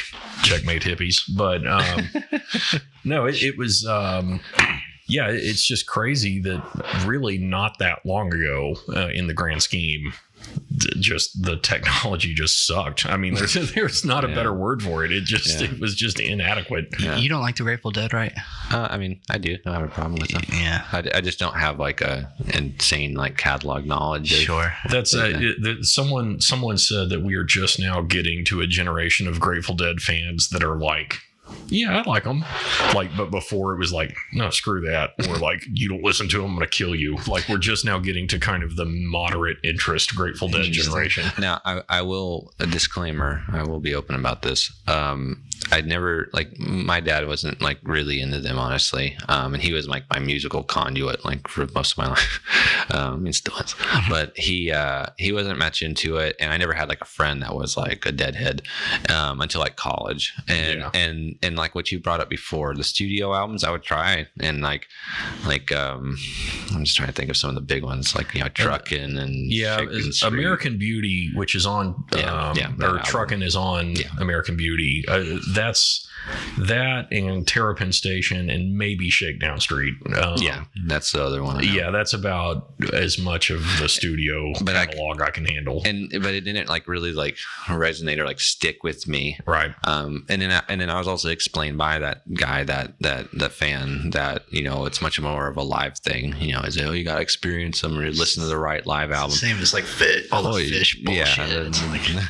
So many people worship Fish, and this guy that I worked with in college, he's like, he had 3,000 Fish songs on his phone alone. Wow. And he was like, just jam after jam. And same thing. It was like, this is November 15th, 19. Just like, this is 93 in Ithaca, New York, and Cornell. Yeah. But the thing is I never really had a want to like, I don't know. I just never really jived with me. But then when I got married a couple of years ago, a buddy of mine, his wedding gift to me was tickets, because he's a huge Deadhead, and so he was coming to Dallas to see Dead and Company, which was it had Mayer, John Mayer playing the Jerry Garcia role, and then Prince's bass player, he was in there, and I was like, yeah, dude. It's like, I'd love to go.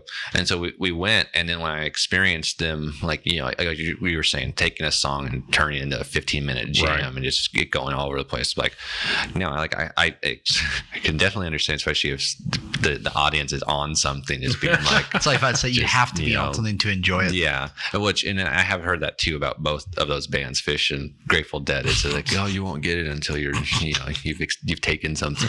Like, what if you don't want to invest that much and you just want to well, you just go to the concert. I just want to hear 2 minutes of sober. Are you good? And, I tell my wife it's perfect because I love live music, but I hate people. So like in when she's gone, because I mostly work from home these days, me and 400 million other people, but hey, let's not get political. We said we wouldn't get political. Let's not. No, I won't get political, but I can put on a live album and I can kind of put myself there. I mean, I can't, because most of the music I'm listening to came out, when my parents were in elementary school, but I can kind of get in that spirit of like, oh man, being here, being at the Starplex in Dallas, just sweating your private parts off in the July heat, but kind of getting lost in it. I'm like, I can kind of put myself there, but guess what? I don't have to deal with people that don't realize you have to take your shoes off when you go through security. Airport security and concert anyway, but I can put myself there without having to deal with people so much, so it's kind of nice. And maybe I'm just misanthropic like that, but I'd like to think that something like that's that. more agoraphobic. But it's just, I don't know, it's interesting. Life goes on. It does. Obla di obla, as they say. But I don't know how too much more to mention about that one, because that would be next. Just everyone hated it except for Paul all. What the hell is that song about? It's a story song about a man meeting a woman in a marketplace, and then just a life. It's literally just developing life. But again, this is again maybe not the beginnings, because he was always in that like lovey-dovey, good, wholesome, content kind of mindset, but it definitely carries through with that kind of, I mean, especially with, I don't know, to me it's interesting that he's talking about building a life and meeting the right person, getting married, blah blah blah, right when he meets the person that was like his everything, right? Because I don't know, because I know you don't know like a lot about Linda and Paul, but like I mean the dude cried for like a year straight when she died. Like he still, that was his longtime wife, right? Yeah. I mean, it was just like his best friend through and through. She was like, they were like writing partners, right? Oh yeah. And his second wife looked a lot like Linda. Yeah, but acted nothing like. What years was he married to? Barely Linda? had a leg to stand on. Is that she have one leg? What a I know, I'm sorry. I'm sorry. You just lost some sponsors. But no, but he I think just recently someone asked him like in an interview if he regrets that marriage, and he's like, oh yeah, like he said it like real fast. So him and Linda were married for a while and divorced. No, they never divorced. Oh, never divorced. She died of cancer. Yeah, they got married. Oh, that's right. Prematurely, right? Kinda prematurely. Oh yeah, I mean of cancer. Yeah, I mean, yeah. But she's 50 or. Oh, I mean, if she wasn't like old. Oh no. This is mid 90s, 94, I think. Oh God. So they got married the day before Lennon, or the day after. Or was it just the same week? It was something like that. Yeah, it was the same week because Lennon and Yoko got married in Gibraltar, right? I think so. Yeah, and I think Paul and Linda got married like Liverpool, in Liverpool. Like maybe Lennon got married like on a Wednesday, because that would be a very John Lennon thing to do. So what's the most inconvenient day for people? I don't have anything going on. And yeah, I think Paul got married like in a Saturday in a church with Anglican choir. Yeah, but he. Yeah, because I think his family was like involved in that church. Yeah, they were the big. I don't know if they call it Anglican, but the Church of England, I guess, that was in Liverpool. They married. That was 1968. I think so. Yeah, sometime, and she died in 1994, and then the year before she died, McCartney produced a solo album for her, and she did like all these like elaborate, crazy animation, like music videos that accompanied it. And it was crazy. She's a very expressive, unique person, and it was just McCartney. She was very wholesome. Like the relationship and friendship that they had. It wasn't like, I do this, you do that, or like I'll give you this if you give me that. Which kind of was like that with John, a lot. It was just like full wholesome, like, because she came from another marriage. She had a daughter when they met, and he just fell in love. And he's like the thought of building a family together, and it just, I don't know, it's just crazy. Like whenever they talk about each other or anything, it's literally just sounds like, I don't want to make it sound all fairy tale-y, but because it does. Yeah, I mean, literally, and the thing is, and the reason why it's so intoxicating to me is because, I don't know, when I look at McCartney, I see someone that he's seen like it all, or seen like a lot. And so for someone, a photographer from Arizona, coming to a press conference and for Sgt. Pepper, and they meet and hit it off, and then he just becomes obsessed with her wholesome character after experiencing so much shit. And it's probably just like, this is the cleanest, nicest person, Well, and I think because he dated Jane Asher, Asher, who was kind of an English socialite and came from, if not, were they secretly dating? It was kind of, there was something, but it was out in the open right before they broke up. But she was, I think maybe she was from a family that had a peerage, so it was like the 14th Duke of Sheffield or whatever. And she had her own thing, but Linda Eastman, which was her maiden name, she came from money. Like her folks had money, and I think, was it her dad or brother briefly co-handled their finances, the Beatles' finances, with Alan Klein.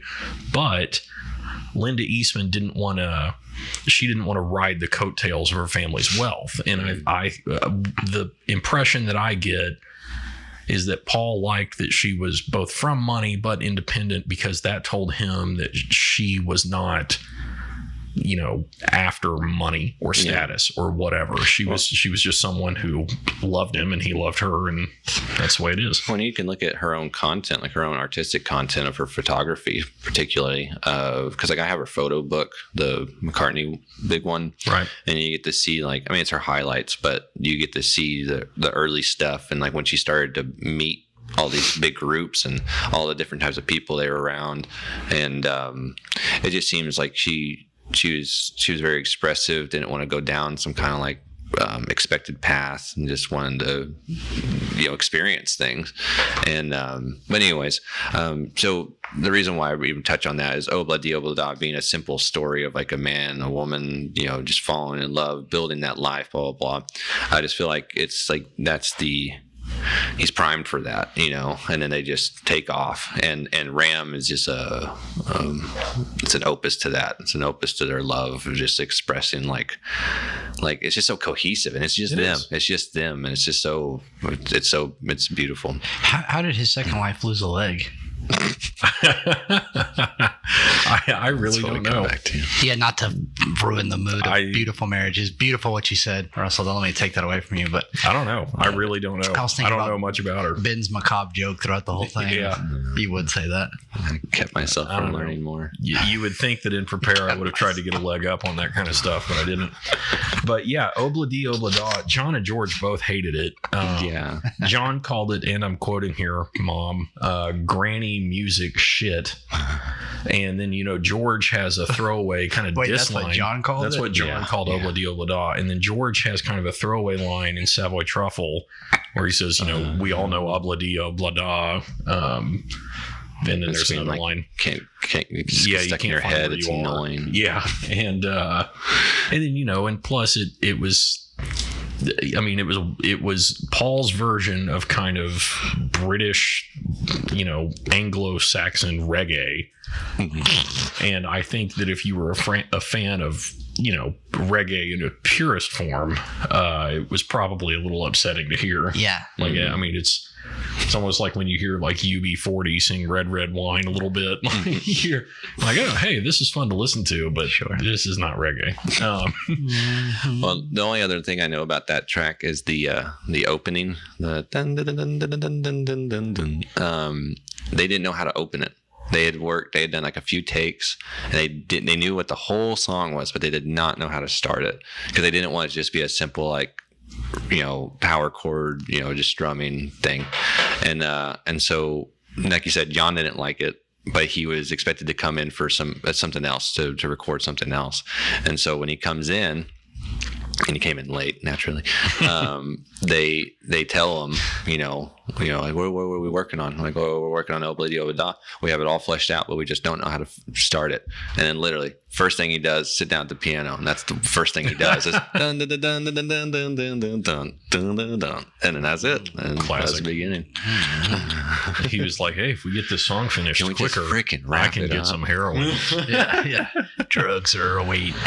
Then, so from Obla Di Obla Da, you get Wild Honey Pie, which was another song that John didn't like much of Paul's, and it's a Paul solo work. Yeah. There are no other Beatles associated with it, and it's 52 seconds of avant-garde whateverness. But it's country avant-garde. It's kind of vanilla, it's very simple. Yeah, and I think you and I can agree that Revolution 9 is a perhaps more serious avant-garde experiment. Yeah. Well, that's why it makes me curious if where that comes from, like that wanting to play that weird style, because that weird ding, that weird twangy noise, but then over a simple guitar, that's very, to me, it's very early Wings Ram like. And so I feel like that's him, because that's the thing, like on Ram, his style, especially Wildlife, the first Wings album, he's much more I don't want to say expressive because I've said that so much. He's much more like himself. You can see he is exuding the styles that he grew up on, the crooner shit, the some, not doo-wop stuff, but it's like he's getting back into certain roots, and then he's learning new stuff through Linda and America and folk music and country music, but he merges them like he would always do. Yeah.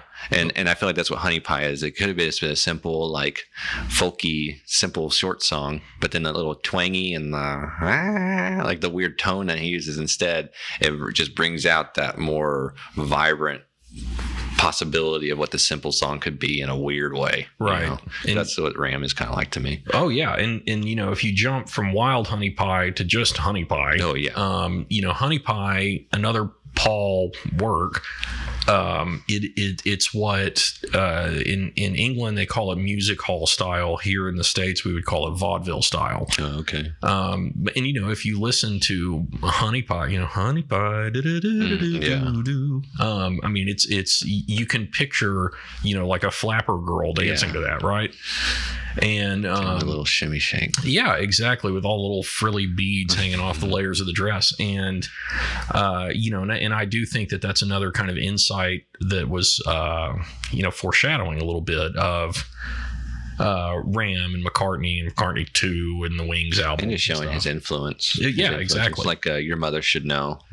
Another one, because that's another one that sounds like what you're saying, that vaudeville kind of flapper feel, but then it's got this eerie tone to it. So like this one's got that weird twangy, like, what is that? Like it just puts you in a different level of like music, understanding of like, what is it? Instead of it just being a simple guitar and him saying Honey Pie over and over again, it's like this weird like ding ding ding ding, and then with Your Mother Should Know, it's like that low harmony, like that hum, like it's just like that weird. It's like as soon as it starts off, you can tell it's kind of old by the timing and the piano shuffle, but then that eerie humming in the background just makes it more like, oh, what's going on? Well, because like in the movie, they even make it a weird like dream sequence type thing. So it's like, what is this thing? It's very strange. But again, I think that's the genius of McCartney, is he knows the formula to make a good song. But why don't I take the formula from reggae and the formula from folk and the formula from rock or whatever, and just cross over some parts, and then now we got something. I don't even know what it is, but it's mine. Then from Wild Honey Pie, you jump to a song that I like a little bit more every time I hear it, and that is The Continuing Story of Bungalow Bill. And I did learn, and I know you know this story, I just want to tell it because it's fun. So The Continuing Story of Bungalow Bill is about a man not named Bill. His name was actually Richard Cook. And Richard Cook, who went by Rick, came out to India when the Beatles were out there because, of all things, his mother was a part of the retreat. And Rick Cook was American and very American, probably carrying McDonald's and an NRA magazine with him on the plane. And he got to India, and one of the first things he wanted to do was go hunt a tiger.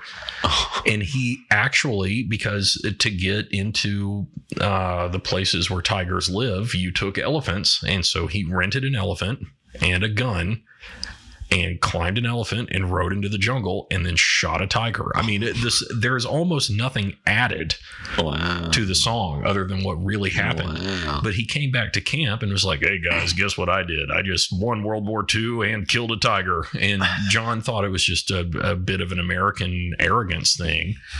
And so he wrote this song trying to make Bungalow Bill, aka Rick Cook. And bungalow comes from the bungalows they were living in. Right. And the song was meant to make Rick Cook look like an American dick. Well, honestly, now that you're saying that, I feel like a lot of Lennon's songs on this album are pointed at a lot of people. Yeah, I mean, Dear Prudence, Sexy Sadie with Maharishi, and this one, Bungalow Bill, even little random stuff like what's the one? Like I'm So Tired, when he talked about Sir Walter Sir Walter Raleigh. Yeah, the creator of cigarettes. Yeah, by the way, and that was another CD. I mean, CD. Good Lord. That's why. Because North Carolina is so tobacco heavy. That's where the city of Raleigh comes from, because it was a tobacco plant, tobacco plantation. That's wild. But even, I mean, yeah, I'm So Tired was also a direct, I mean, that's a song about insomnia. He couldn't sleep. He wasn't taking anything anymore. Yeah. And he missed Yoko Ono. Yeah. And even the, I wonder if I should call you, but I don't know what I'll do or what I can remember the lyrics when I hear the music, but, there's not much beyond the surface. And that, I think that's, whether he meant to or not, I don't want to project these ideas, but I think that's another way of him rebelling against all the people that were like, hey man, when you wrote I Want to Hold Your Hand, was that about reefer? Or almost like, I think it's almost more like you don't make me, I make me. So it's like, like Maharishi. It's like, you know what, you probably got more fame because of me.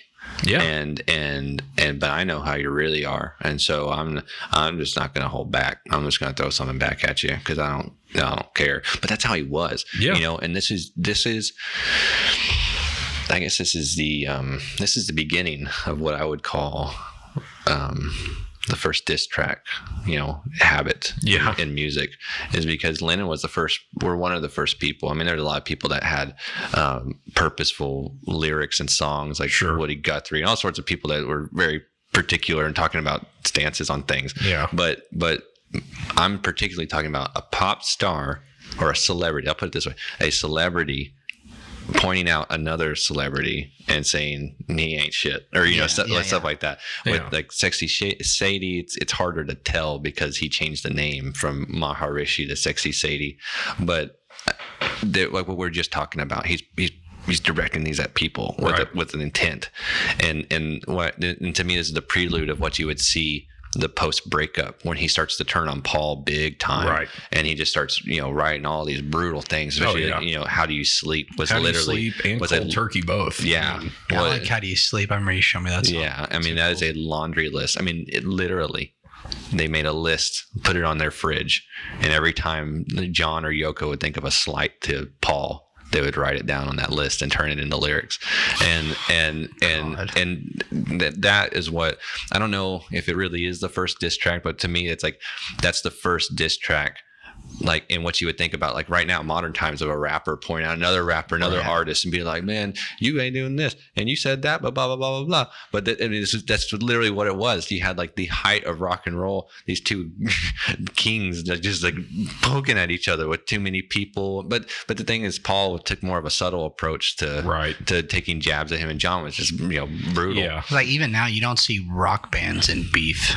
Oh, right. It's just rappers having beef is like. But that was John, and it fits right into that fiery personality of like if you're not getting it, then you're not gonna get it, and just get out of my way.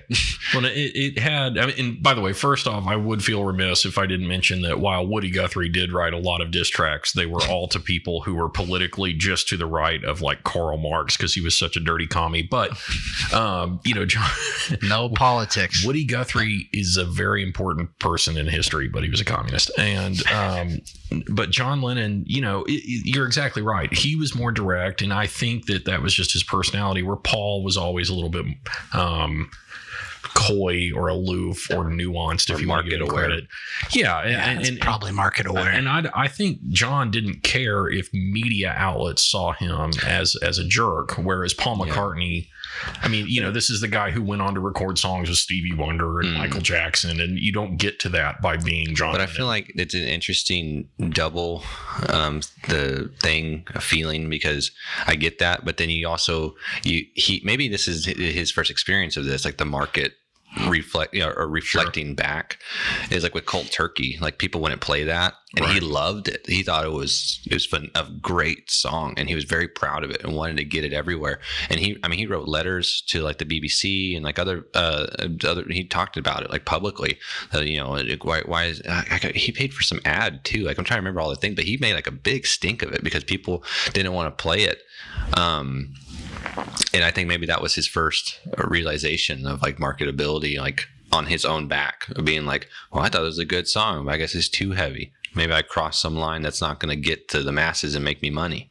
And well, who knows? But particularly like, the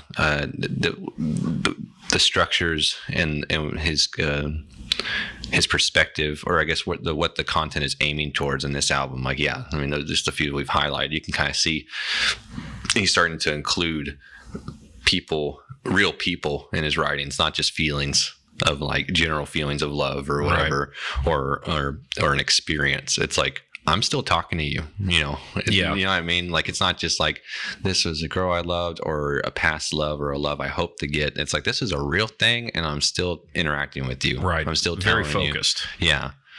Yeah. It's intense. And then whose side were y'all on in that whole the beef? The beef. I mean, with so wasn't it? It was George. It was kind of like George versus Paul, and then also John versus Paul. It was kind of everybody versus everybody. Yeah. It was just Beatles Royal Rumble. Yeah, I'm on Eric Clapton's side and all that. If you like leaned one way, who do you lean on? I guess, and I only lean this way because I just knew, and I know you could, I could make the same defense either way. Like I know Paul was very money minded and he knew like the momentum they had behind them, but I just feel like he appreciated it like on a large scale. Like, cause I always say this to people about the Beatles. Like, if you want me to break down like Paul, John, and George's character, George wants to talk about society and how things really are. John wants to talk about society and how things really are. Or no, George wants to be spiritual stuff. He talks very spiritual. John is society, and he or it's either society or he wants to be a rocker, right? And then Paul is just trying to make new music.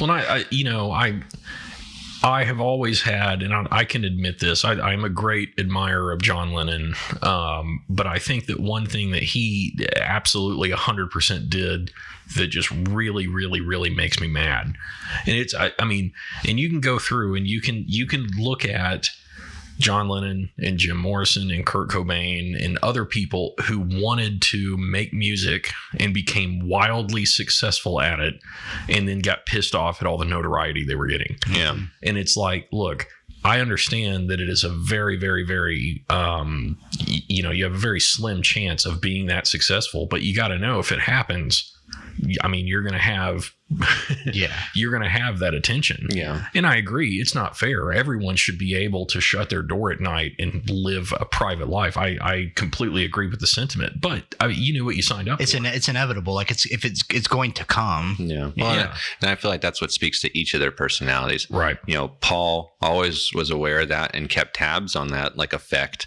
and right. then knew how to play on it.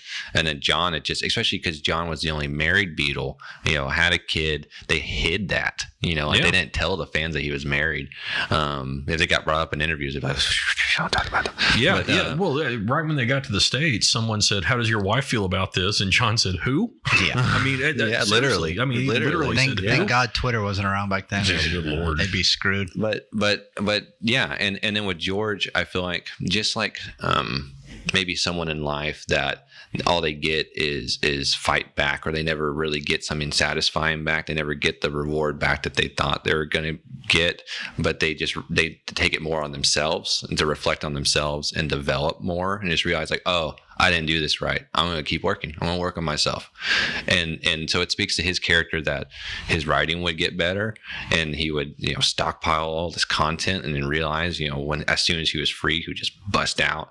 But he was just, he liked reality, and he liked to be careful. And when he realized like, okay, I get it. Paul and John are the leads, and they're not going to let me add on, and it's not going to be doing me any good to fight and fuss or quit or anything, because then I'll be out. Right. So let me get better, and if they don't like it, I'll sit on it. And it's particularly, I think it was like around Help that he had brought a few songs, and it wasn't that they even were critical of it and just didn't like it. They weren't even really trying. They were half listening. You know, and I think that was the beginning of George keeping more stuff away, being more careful. Oh yeah, and if you look, and this to me says a lot about his perspective, up through the date that George died, George, I mean, as far as dollars, record sales, and concerts, was the most commercially successful Beatle, which blows people's minds because my first thought would be Paul. Yeah. And, you know, Paul has since overtaken him, but, you know, Paul's been alive the last 19 years and George hasn't. But, you know, critically, everyone, I mean, All Things Must Pass, as much hype as it gets, it lives up to it. I mean, All Things Must Pass is a great album. Dark Horse is a great album. 6-time platinum album. Oh yeah. And then, he had the concert for Bangladesh. That was a huge deal. He started kind of making crap in the 80s, but then again, everyone did. So yeah, well, that's the thing. Interesting thing about George is because I'm iffy on Dark Horse. Like, I like Living in the Material World, like half of it. I like it because I think half of it is Spectre. I think, or like 3 or 4 songs. You can kind of tell, but then like the later albums with George, it's like you can kind of tell that he's not phoning it in, but he's not pushing himself to form new avenues of music. He's just kind of just growing with it. I didn't start liking Dark Horse until about the 5th time I just sat down and listened to it. I had no external stimuli. I was just sitting in a room with it. I didn't even have my phone, because iPhones didn't exist yet. But well, I like Brainwashed, his very last album. Brainwashed is a good album. But that's that Jeff Lynne produced. And I love Jeff Lynne. Though. Yeah, that's good. ELO. He's the lead singer of ELO. Brad. ELO. Oh, yeah. ELO, Electric Light Orchestra. Yeah, I thought you were saying. And then, and plus George and Jeff Lynne and Dylan and Tom Petty and Roy Orbison got the whole thing from the Traveling Wilburys. It was very popular, and Tom Petty, and that was all very popular and pretty good music for late 80s standards. Well, and really quick, you talking about the commercial success of George or just the financial success individually, whatever. I will say this about McCartney, because a lot of past Wings members, like in interviews and stuff, they've expressed these like frustrations of his spending and the because him and Linda were really big on the experience of the concert, and that was that was like the progression of concerts in the 70s. Is it's not just music experience, it is like a visual stimulation, and it's all sensational. That's where fog machines, lasers, background art. Yeah, exactly. I love all that though. It just adds to that. Absolutely. Yeah. But they were one of the first people to cash in and invest like big time on that, to where they would finish a tour and barely break even. And he's holding his, like, I think it was like on the Red Rose Speedway tour, his drummer and like bassist, which I think the drummer would eventually be the drummer for Dire Straits, but maybe it was the bassist. I can't remember who, but like they were interviewed saying like that we were on like some kind of minimal retainer, like they were making like $10,000 a year or something, but they're like, well, I'm with McCartney, it's like, that's what I want. Like, but then after this massive tour, we didn't even break even or barely broke even, and so we're not making in all this money, but we're churning out some good content, but it just doesn't add up yet.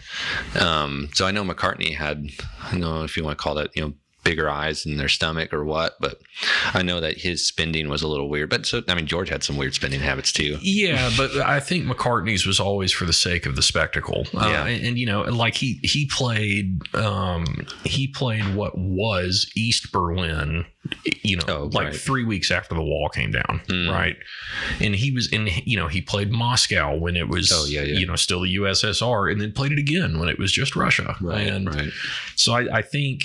And I do think that's foresight. And I think having the whole like stadium experience was something that he developed. Because if you watch How the West Was Won from Led Zeppelin, great concerts. They're in Los Angeles and they have a huge stage presence, but it's 4 dudes and some amplifiers. There's nothing going on. Right. But, if you watch, and you forgive me because I can't remember, but it's like the Wings at the Speed of Sound tour or whatever it was. Wings Across America. Wings Across. Thank you. That's a great album and video. Yeah, it's a good album, but that concert tour, that's when they started having lasers and crazy visuals. Like, to me, and I do love live music dearly, but to me that would come across as like, okay, at some point this is, or what are you trying to hide? Yeah. What do you mean? Well, it's like, okay, is there something about the musicianship that you're trying to cover up with like? I know it's not that way. Yeah, right. But see, I see it the complete opposite direction, because it falls in line with McCartney's nature of evolution. Right. Of like, okay, no, we've always got the music. The music is beautiful. We're beautiful, but what's behind us? This is so boring. Like these giant Fender amps, and I don't want that. Can we paint them? Can we get some lasers on here? Can we, can we do something? It's like it enhances an already solid foundation of music. Yeah, and I'll up this again on McCartney. That I know he was like an early. Again, I have no dates or things to reference here or cite, but I know that he's had a long run of making like archive editions, collector's editions, the best stuff. Like he always has churned that stuff out, and nowadays he does it on an anniversary timeline, but it still sells very well. And I remember, when they would come out when I was younger in the 2000s with my dad being a collector, but both of us are collectors, but didn't have a lot of money. And then you see McCartney comes out with some special deluxe 4 CD with a book and a poster, and that's the original, handwritten notes and blah, blah, and it's $200. Like, that's $200 for an album, But then nowadays you have the people, those mega collectors that they go nuts over that stuff. Sure. Or like what you're talking about. I like to listen to Smile Away, but I want the 1971 in Glasgow, blah, blah, blah, blah. It's like now he's even taking that on. Like, it's like I have the RAM archive edition, and it has tons of stuff, like photo scans of the original handwritten lyrics on the same paper that he did, and like posters, lithographs, an orchestral version of the whole album. But it's like, now that I want that. Like it just becomes like, when that came out, I was like, that's awesome. It's like that's literally like my favorite McCartney album, and I want to own that. I want to have that content for those little niche things, so I have an understanding of it, so I can appreciate even more. Sure. And he's just done it so consistently. And with some artists, it's maybe I'll do a picture disc, maybe I'll do a little thing, but it's like, I don't know. I just find that he's always doing that. He's always trying to find that next level to the experience. I do love a good lithograph. I think those are underrepresented in the worlds of ographs. Quick shout out to lithographs. Yeah. Not quite as good as a good daguerreotype, but getting away. Little photography joke for you there. Yeah. So are we on Why My Guitar Gently Weeps? Yep. Is that what's Yeah, that's next. So I would like your input. I think that this is the most complete song on the album. I think that it is as close to perfect as this album can get. And I know that it's a hit, and I know that it's got all the stories and stuff, but first off, Eric Clapton doing the uncredited lead guitar on it, which was a complete overdub. He was not part of the original studio time. Yeah, they had the rhythm track and everything laid out. And if I remember correctly, don't quote me on this, but I think that George had tried the solo himself a couple of times. I think so. And I believe Paul wanted to take a stab at it, but George was like, no, let's get Eric, which was probably kind of a, Yeah, because I think he mentions that he introduced Eric as a way to almost not intrude or interrupt the normal flow of things, but they had realized the normal flow of things wasn't there right now. Right. So having Clapton in was almost like bringing in a how can I say this? Well, it's like he needed a friend. Well, it's like having. Well, yes, but I think it was also kind of what you're saying. Like it was a warning shot, like across the bow. Right. That it was like you're dealing with cats, but then you bring in a tiger in the room. You bring in a big cat, and that you just can't ignore. It's like, but he's not one of us. Right? Why would you bring him? Because he's good. Well, I know he's good, but why is he here?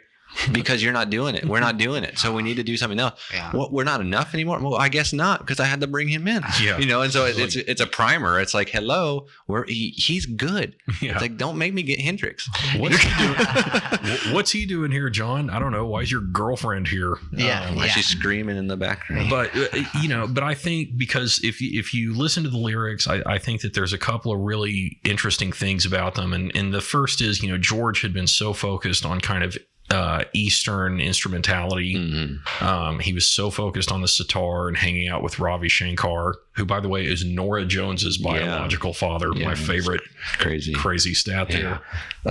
He was 93 when she was born, or something. Not 93, but old.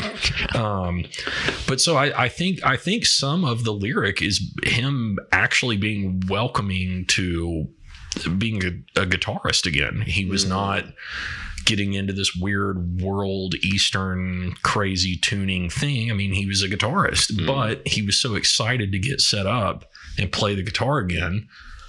And then the whole recording of this album was so tumultuous. And I think he was kind of like, guys, can we just make some music, man? Yeah. And, Ringo got thrown out of the band. Everyone was mad at each other. I mean, Paul was apparently being insufferable. And then Yoko was there, which I'm sure didn't help. And, to jump ahead a little bit to Birthday, Patty Boyd sings backup vocals on Birthday. And I think that that's probably another kind of shot across the bow. It's like, okay, John, if your girlfriend's going to be here, so, my wife's going to sing too. Yeah.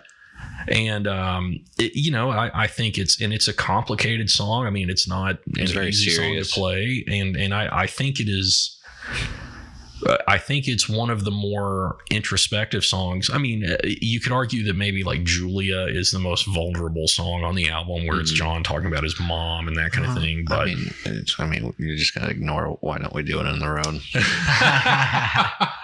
I mean, as much as I do love the backstory, and Paul's like, yeah, man, I think we should just be it. But no, I mean, George is a very introspective guy. And I mean, it's a heavy song. It is. And you and I know, and Brad, I don't know how much you've watched, but I know you and I have seen a million things where there's interviews with the band. And, George is always the most introspective. And even the stories of when they met Elvis, they talk about how Paul and John were just beside themselves, and Ringo was, I don't know, like playing with a Lego set in the next room or something. And, George, like he was too embarrassed to talk to anyone. He talked to one of Elvis's bodyguards trying to score some weed. I mean, he didn't even hang out with Elvis. And I think having such an open, an introspective and revealing song like While My Guitar Gently Weeps from someone like George, and this was really the first time he had been like that. He would go on to do it more in All Things Must Pass, but I think as far as the growth it represents, the complexity of the song, the dynamics of the actual, physical recording of the song, I think it's about as complete and as close to perfect as this album gets. No, it's a beautiful song, and it's very cohesive sounding without you realizing that they are kind of in a weird feel, in a weird state. To me, if I want to parallel it to something he's done at a similar time before he's, coming into this point, it's almost like what you were saying, he had that Eastern obsession or whatever. But if you look at a track like Within You, Without You, I feel like the way it's written lyrically, it's the same kind of feeling, same kind of fashion into this, that not melancholy, but that's sincere, serious, like, right. I'm addressing you. Yeah. And I'm telling you, like, this is a real heavy thing, and like not in some like aggressive, grand way, but in a George fashion. Right. I'm gonna sing it in a light way, and I'm gonna sing it like in a somber, real, not gloomy, but just like you're gonna get it. You're gonna get how I feel, and it's not just gonna be like me telling you how to feel. You're gonna feel it, In one version of this is just a random thing.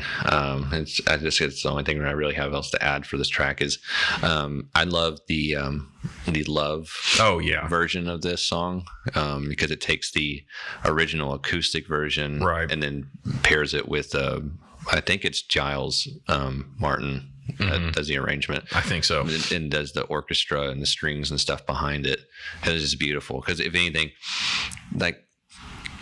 Clapton stylizes it and adds, some finesse to it. But that, again, I feel like just strips away. And you're like, this is George. It's just that real sincere, version of it. Right. No, I agree. Yeah, it's a great song. The only other song I would say that really competes with it for me is Dear Prudence, or like Happiness is a Warm Gun, because that one's up next.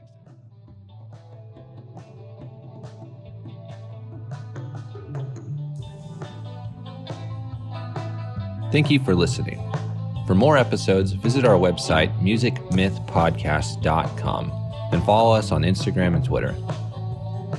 Goodbye.